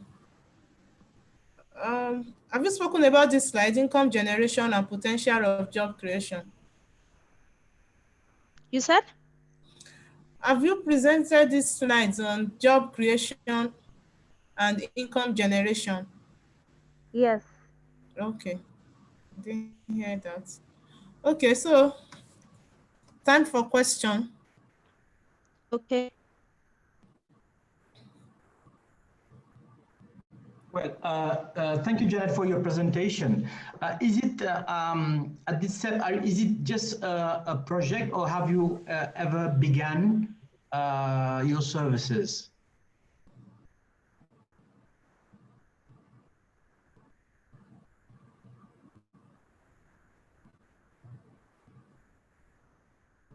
The mic, the mic. Unmute yourself.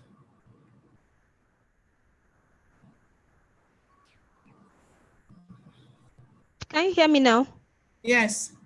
Okay. No, we have not implemented this idea of us, but we run a small culinary service such as snacks, cakes, and consumables. Okay. Okay. Next question. Okay. Okay, there are a few things that I don't know if it's internet or you haven't yet mentioned. Okay. Your team expertise, your target market. Who are you targeting these services for? Okay. Our target customers is everyone actually, the foodies and chef of different categories and social class from all over the world are our customers with no restrictions. Okay.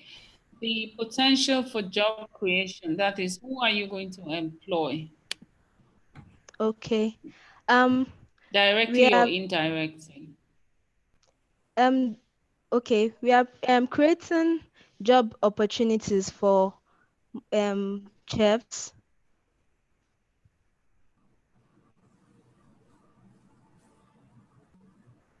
Hello? Yeah, go ahead. Okay, we are creating job opportunities for chefs to be able to um, bring out their own food ideas and also make income from our platform.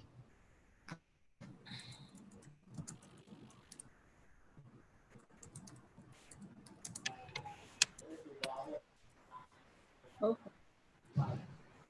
Did I answer your question, Ma? Um, well, sort of, because I would have maybe expected to hear that since it's an online service, you would also be engaging some logistics companies or logistics individuals. Because how are you going to get the food across to the people who are ordering for it? Our online platform is actually designed for a chef to be able to register on our online program. So they will be able to meet up with the foodies, like those that want to get their food on the platform. Then they would connect to each other and send through um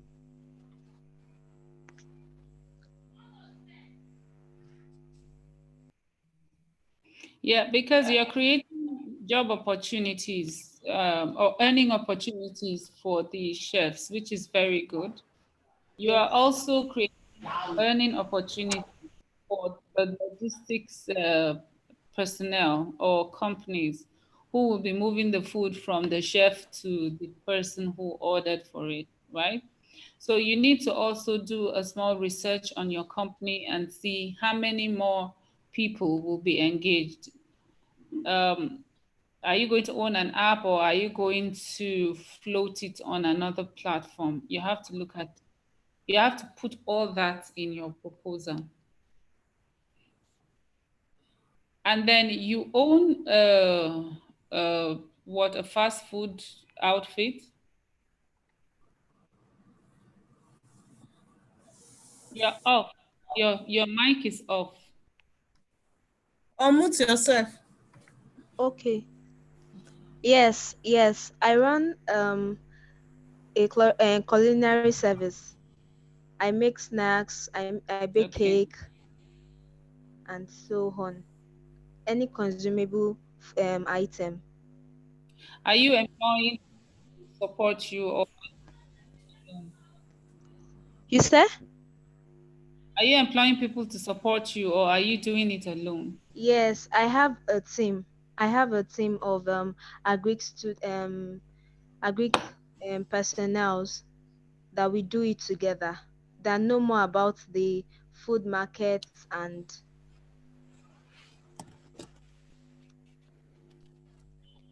the needs of people.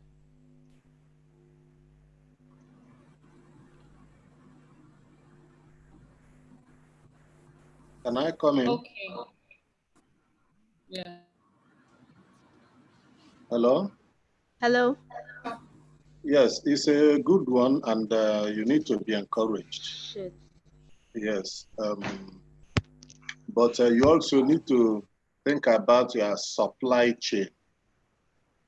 You know, how do you get the food stuff, the materials, and the rest? And like the DG has said, you need to also factor in logistics arrangement, because these foods that have been cooked will have to be delivered unless you are maintaining a. Is there a problem?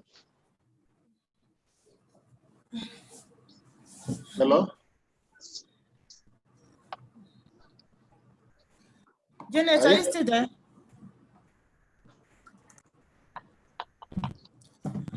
Okay. Yes. Is she still there or she's gone? I think she's Yes, I gone now. am. Okay. Can Yeah. you respond to that question? about your supply chain. And like the DG, ACCI DG said, if unless you are planning to maintain physical outlets all over, if you are not, then you have to have an arrangement with a logistics company for delivery. So you also need to factor that into your program or planning. So you need to look at that supply chain and delivery. So how do you intend to handle those two? Janet is not with us. Okay, I think she's responding from Edward Oladipo. Edward. Yes. But Timike, what we can also do because of these problems, you can also take note of all these observations.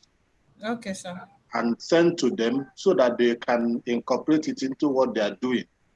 Because I don't think that this is just for this program. They should also be able to take something. Yes. The program is live on YouTube, so it's always there. They can always still go back to listening to it in case there is anything they missed out. So to our participants, it's live on YouTube. Go to our channel, ACCI Best Center, so that you can cover up any other points you might have missed out because of the network problem. Hello. Okay, thank you. So this is the last person? The last person is coming up now. Daniel, I hope you are ready now. Yeah, I'm ready now. I'm ready now. Clear. Yes, we can hear you clearly now. I hope it stays that way. So I need to share my screen, right? Yes, share your screen and go straight to your presentation. All right, I'm doing that now. Okay. Okay. That's Can you see my screen? Daniel is coming up. Can you see my screen now? I'm coming. So Daniel is participant 6, sneaker laundry. Yes. Yeah, but can you see my screen now? Not yet. Still blank. Please, Larry, might help me put it up because I already sent it to the Best Center email. Okay, kindly stop sharing at your hand so that he can share. All right. On his end. Larry, can you share Daniel's presentation?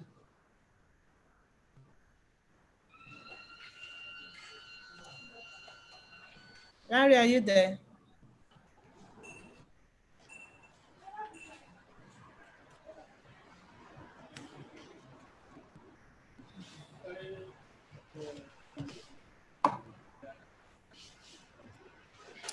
Hello?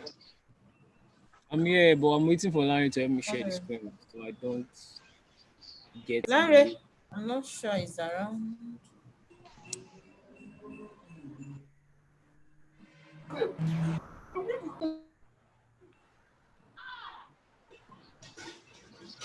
Just keep trying to share from there. Can't share. Okay. Maybe you should try it. Hello? Larry, can you share? I should share, Abby. Larry, are you here now? Okay. Daniel, try sharing again. Maybe we'll be able to view it. Hello?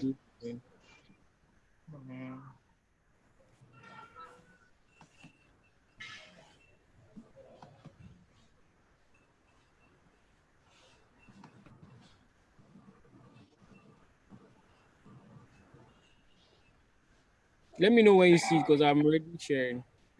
Okay. Okay, we can see it now. I can see it now. All right.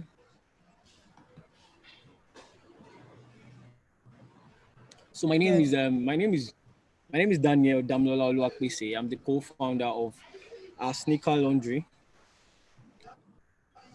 Yeah, so I hope you can see it. Our Sneaker Laundry and our tagline is get back on track. So now to the presentation of the idea.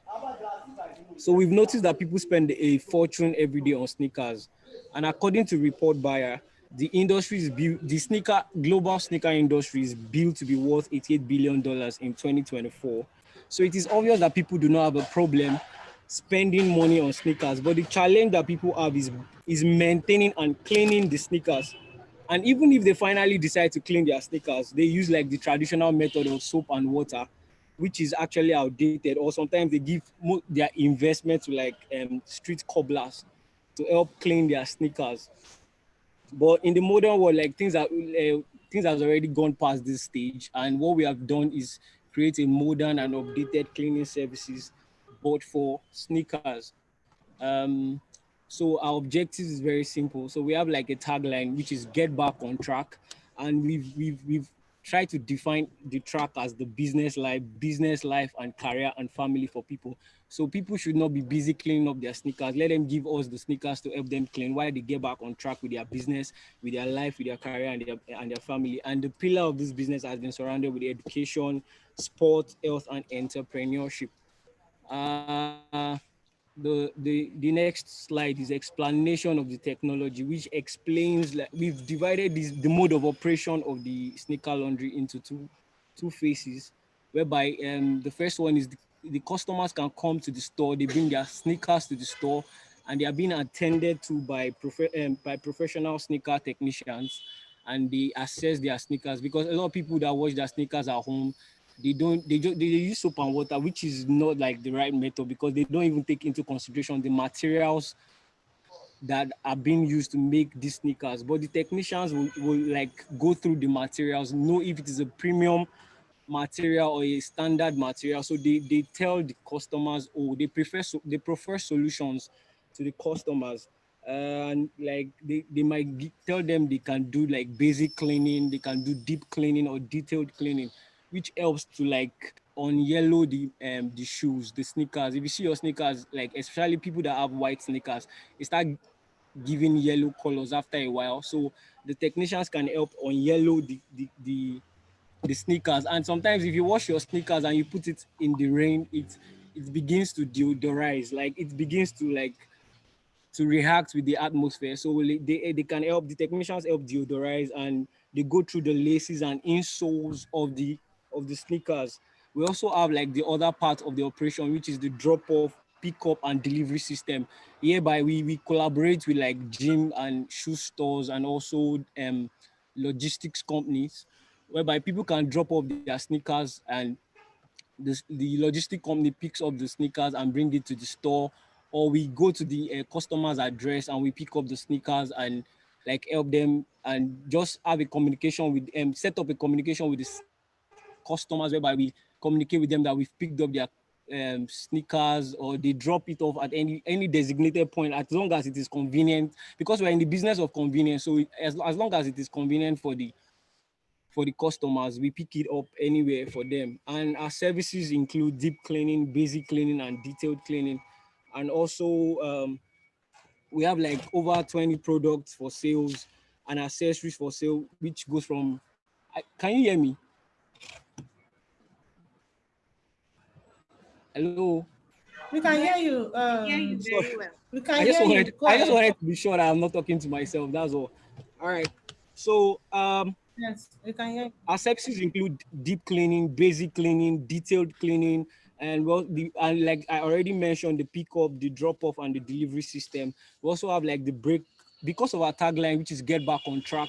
We help people get back on track by creating a breakfast cafe for them, and also suggesting meals that they can eat after their exercise in the morning, because the business takes health like very seriously. Because even according to some of the research that they've made, the reason why the global sneakers industry have really skyrocketed to like $58 billion in 2018 is because of people's lifestyle change to like health. They're taking their health seriously. So we help clean sneakers that people can help get into physical exercises. So we also have a breakfast cafe that we can deliver breakfast for people in the morning, and also suggest food that they can eat after their exercise in the morning. I think I should have changed the slide. Let me quickly move up the slide. Sorry. Okay, the slide is not actually moving, so I have to keep going. So like we also sell accessories and products. We sell accessories and products which goes from water repelling solution, liquid cleaners, microfiber towels, brushes, and even if you are traveling with your sneakers, there are also travel kits that you can go with. And we can also offer services at corporate events to clean people's shoes, clean people's sneakers, because basic footwear, they are now like they tell the social class of individuals. So our market basically is the urban society and the millennials that are coming up because of how expensive sneakers are getting these days. People are trying to keep up with the trends, and we are also helping them maintain their investment. That is what it is basically. So now to our income generation, the way we want to make our income is just offering sneaker care services, shoe repair, selling cleaning solutions, pickup and delivery system. Where that is where we like we collaborate with logistic companies. And so our potential job creation is creating jobs for 30 young persons, in like 30 months of operation, while we expand to 3 major cities in the country, while adhering strictly to the taxation policy of the country. So in the last slide, you can see what a modernized sneaker laundry looks like, where you have a chair where people can also come if they want a sharp cleaning. If they do not want to drop off their system, you can see a chair in the sneaker laundry where they can just sit down, and technicians will attend to them. Uh, I'm done. Right, I'm done with my presentation. Thank you very much. Okay, thank you, Daniel, for your Yeah. presentation. It's quite some time. So to the member of the jury, Thank you time very to much, Daniel. ask Daniel a question. Thank you, Daniel, for the presentation. Can we have just a sense of the figures, just to evaluate your projects, in terms of turnover, and can we have an idea of the average cost when we give some sneakers to clean? How what is the average cost? Yeah. So now, like I said, I mentioned 3 parts of cleaning the sneakers. We have the basic cleaning, the deep cleaning, and the detailed cleaning. For the basic clean, let's go for the detailed cleaning. The basic clean is just like for Nigeria, in Nigeria currency now, it's 2,500 naira. Yeah, 2,500 naira. While like our overall running cost for monthly is around 150,000 naira. While like the sales projection monthly is 450,000 naira. So when we're talking about profits, we're talking about a profit of around 300,000 naira monthly, because it is a lifestyle brand. Daniel, are you doing this alone, or you have people you are working with now? And what's your projection for expansion? That's market growth. Yeah, market growth. We're looking at going to like 3 cities in 30 months, from Abuja, Lagos, and Port Harcourt. But presently, we're in Lagos presently, and we're already looking to come into Abuja, because Abuja has like a 65% urban population and young population, and we know that Abuja is one of the most richest cities in Africa. So we're looking to come into Abuja. We have people in Lagos, and it is like it is on a daily demand. People do not even know they have this problem until they find it out, like, oh, I can even bring my sneakers to you to help me wash. Like when they find it out, they're always very excited about it, because people have abandoned their sneakers at home for years. We have people that have not washed their sneakers in 2 years, 3 years, and we're in the rainy season now. This is like the booming period for the business. Okay, and do you think that sticking to sneaker cleaning or laundry alone is enough business for you? Or will you want to consider doing laundry for maybe a whole range of sports wears? Or do So you that's what we are projecting, like going forward. That's our projection. But the reason why we stick to sneakers for now is like to like win over that niche. You know, when we win over the niche, the sneezers, the early adopters are the one that are going to spread the word. Then we can now go to bar cleaning, shoe repair, customization of sneakers, collaborating with bigger brands like Nike, Adidas when they come into the country. Like it is a future. Like it is like the future is very bright for the brand. Like it can go into fashion. We can diversify because it's a very flexible brand.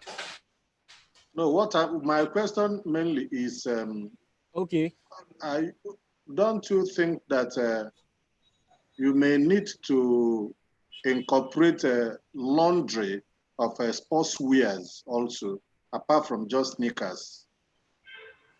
Yeah, Do we you are think, looking. yes, Yeah, do you sure. think, We are looking sports wears. Yeah, sports, anything yes, related. Yeah, we are looking to go into that. We just want to be like, because it is what we are doing is service based.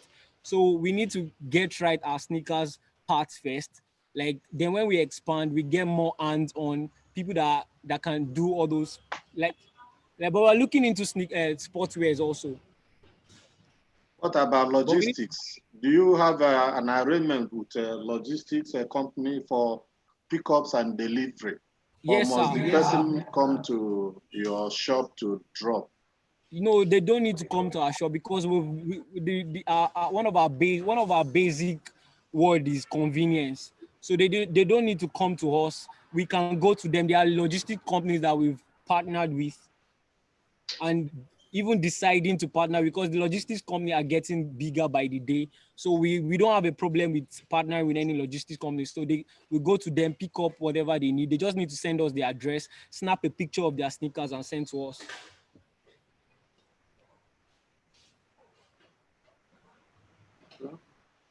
Okay. Can we go to the next question? Yeah, well, I think I'm done. He has answered the two questions. One is about the expansion plan to incorporate the cleaning, because if you just restrict yourself to sneakers, it's like, limiting your potentials. Yes, sir. So if you have plan to incorporate sportswear cleaning in general, yes, clothing and sneakers and whatever, and even face cap that people use for jogging. Yeah, they need cleaning. So such ones, maybe even if it's in your expansion plan, you have to make provision for that. Then also your feedback mechanism. Feedback mechanism whereby customers that have one complaint or the other. Okay. Yeah, so what arrangement do you have for that? You've told me that you have arrangement regarding logistics for pickup and delivery. That is good. What arrangement do you have for, complaints, complaints and how to take care of such complaints so that you maintain a repeat patronage from your customers? Yeah, so there's been a global research on complaints for regarding sneaker laundries That's worldwide. customer satisfaction. That's what I want you to dwell on. How do you ensure that's what I'm that? trying to say. We take down their complaints and we have meetings every Monday, so that going forward, you know that these are the things that you need to improve on. These are the things that you need to subtract from the brand just to make it easy. And that's like we use like the failure mode and effect analysis and fault tree analysis for this.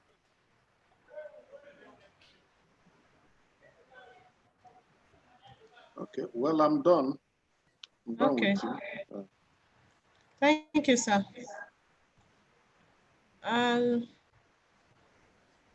Any other question? Any other question? Okay, Alina, no question. Okay. Dauda, no question. No, not from me. Okay, ma. Okay.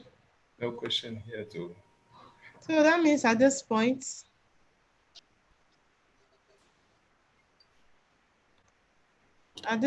we are through with all the participants available. We'll have to I'm available from Ketimo Kitchen. Ketimo Kitchen. We are through with Ketimo Kitchen, I think. We are Okay. through with, yes. We are through with Ketimo Kitchen. I'm not sure if you have any question. By now, I'm sure the evaluation for Ketimo Kitchen is done already.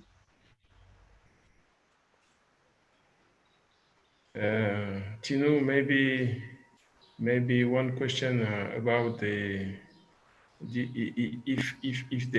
they think of to protect their brands. Sorry, I didn't get. Or branding.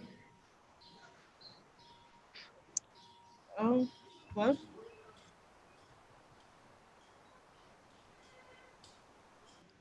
Yes, please. Can I speak?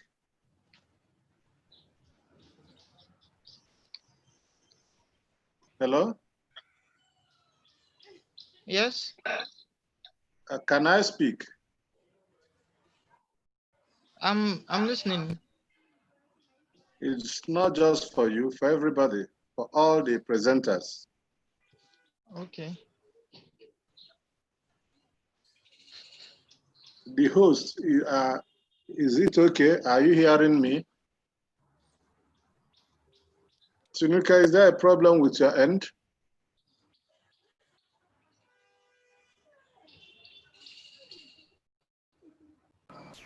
Sorry, can hear you.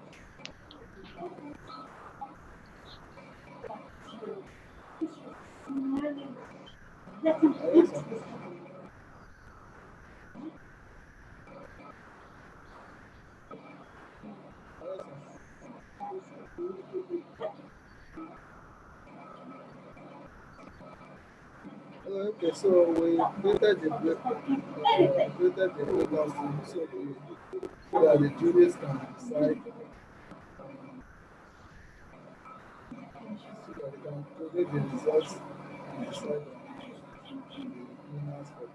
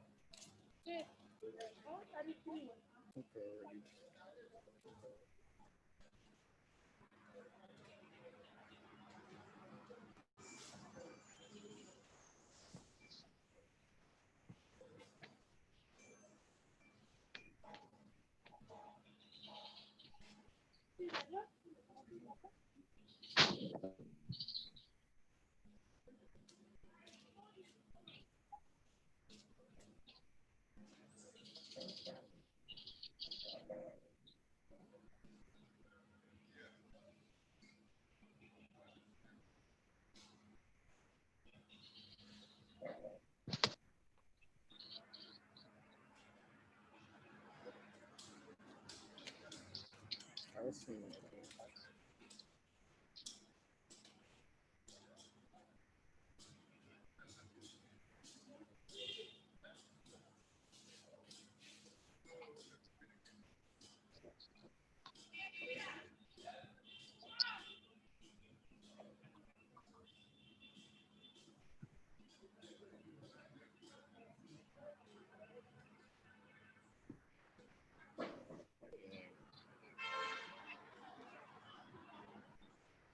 Okay.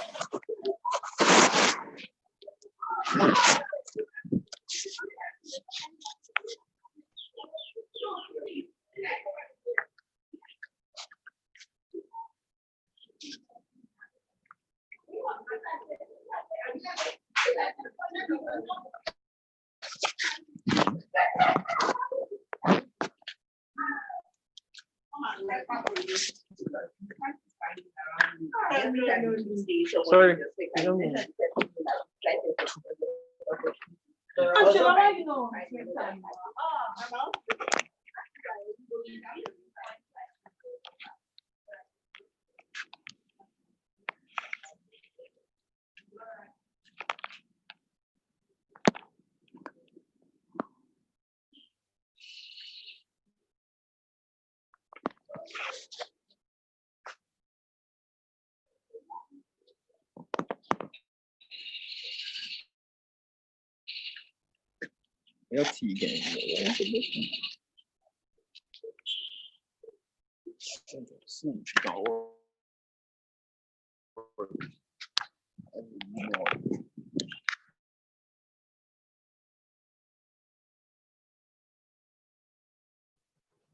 Okay, good.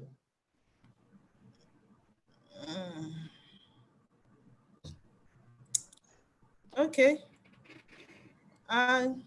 Good. Our dear participants and observer, I hope you can all hear me.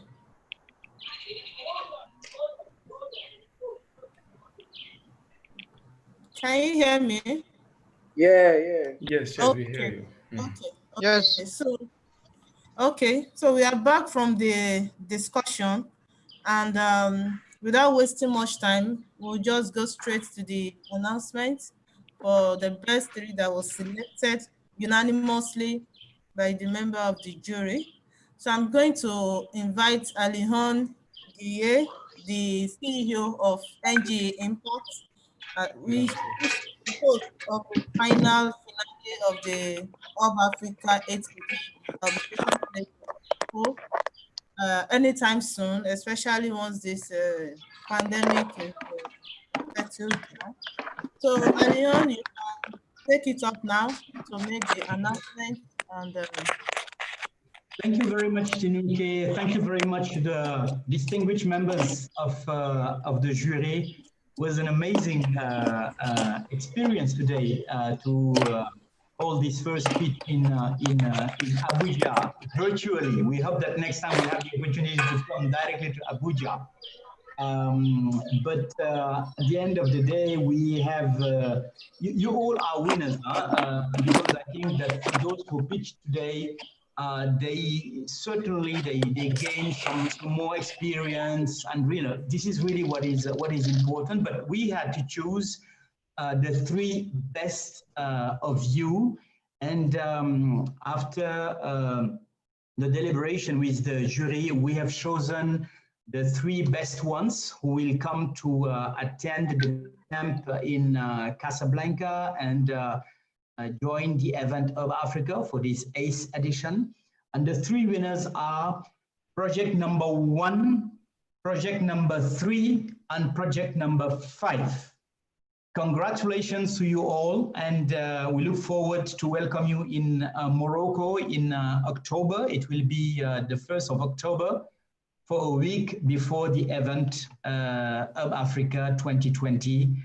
Thank you very much, so much for all the preparation. Amazing team in Abuja. It was a first experience, and I'm sure that in the coming years, this experience will grow, and will manage, collect much more startups, and why not one day to have Hub Africa taking place in Abuja or in Nigeria, because this is the biggest country in Africa. I think it's very important, and the startups ecosystem is so buoyant that we think that really we have to do something very, very soon in Nigeria. Thank you so much for your partnership, for your commitment. Really,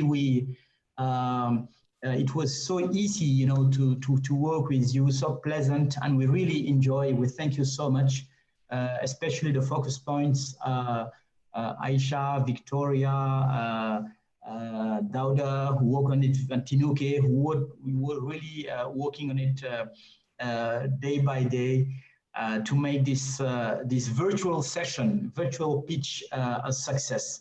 Thank you very much, and congrats. The best for you, for all the startups, and looking forward, to pursue, to continue to follow up the discussions, the conversations, online. Thank you so much.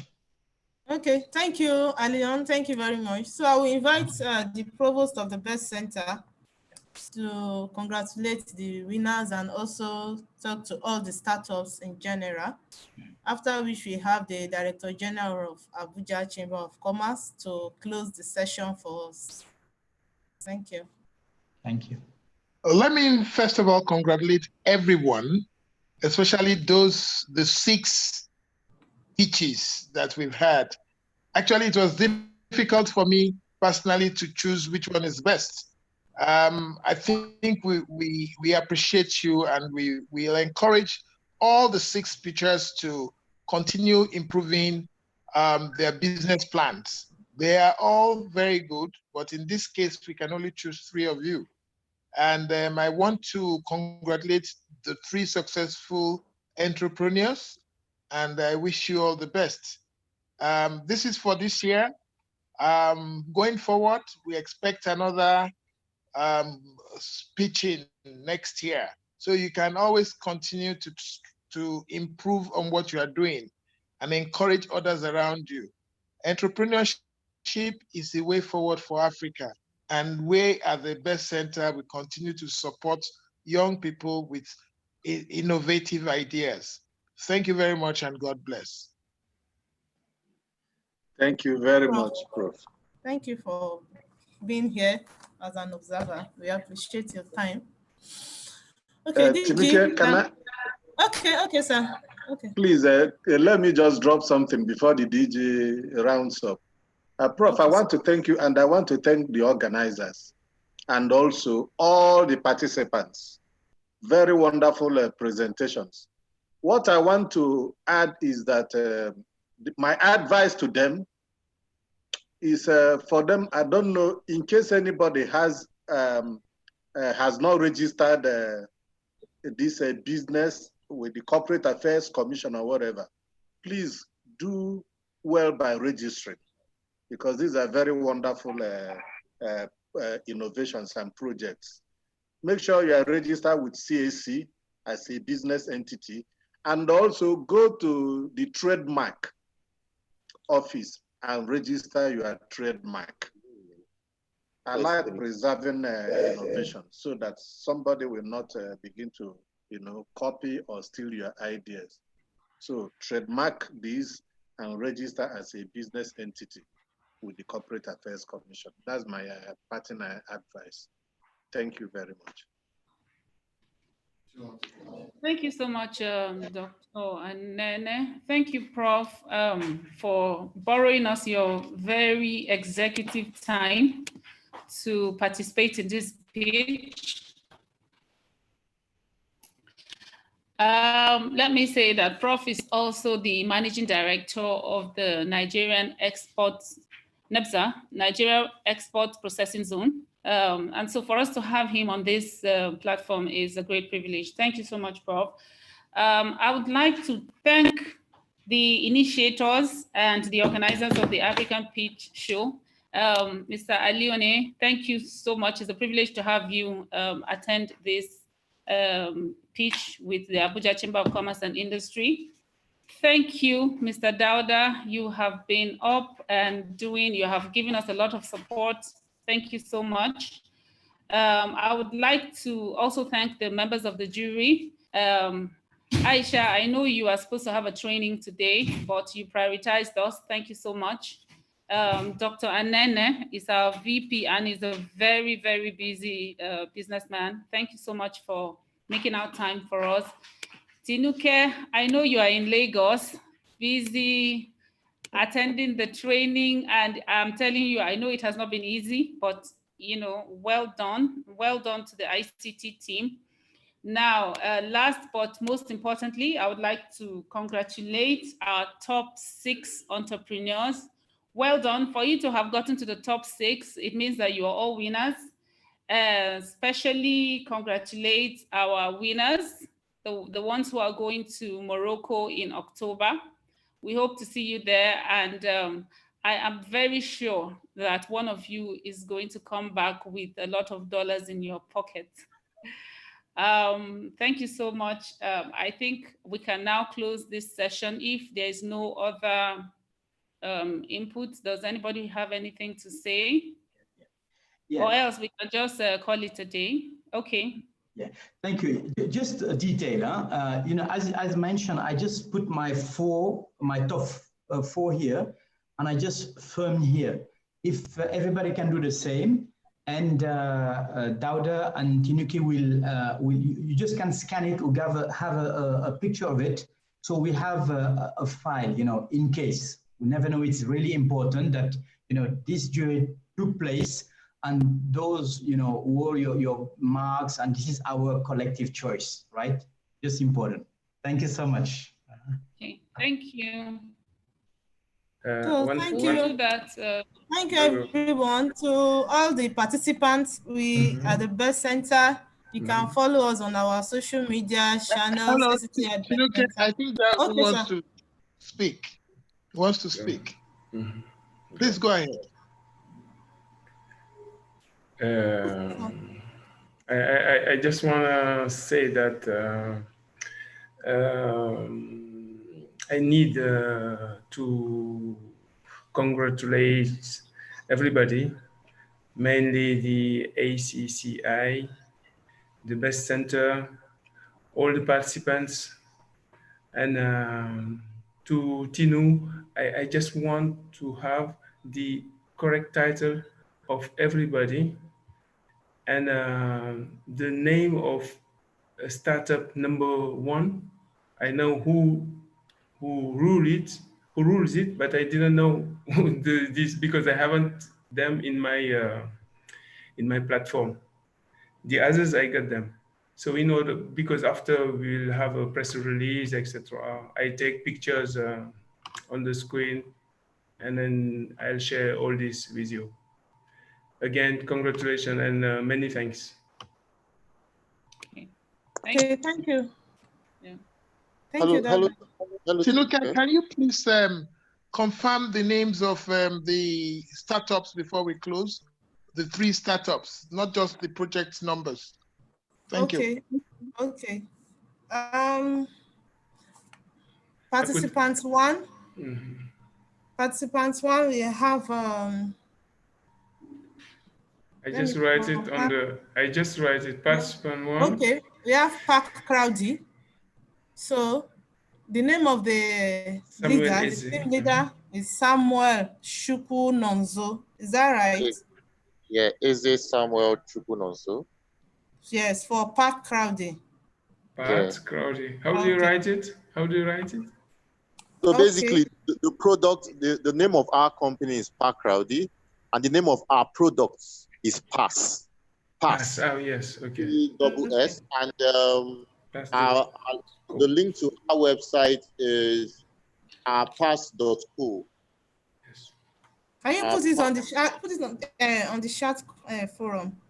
Yeah, I just typed it there now. Ourpass.co.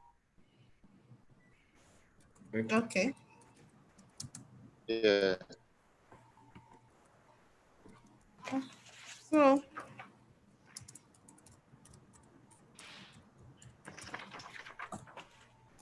second one, please.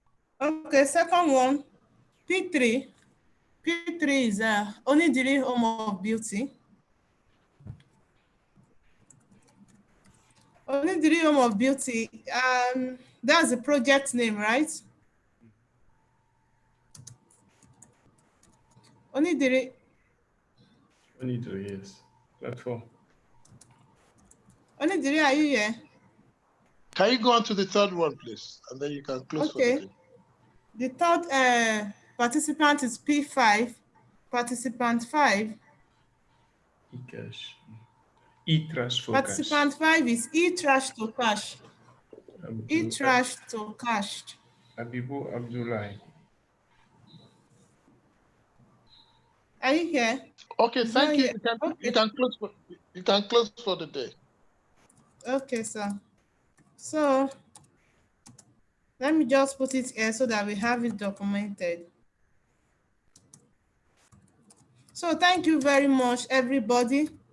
So we enjoin you to follow us on all our social media platforms so that you can also be opportune to have access to further information on this particular project and other programs that we run at the Best Center. And hopefully the 9th edition of this Hub Africa is going to take place next year. And we also hope we have more people participating, and we can also go out there and also talk about it. So we want to say thank you to everybody, and let's keep staying safe. Thank you. Okay, bye. Bye. Thank you. Goodbye. Mm-hmm. Bye.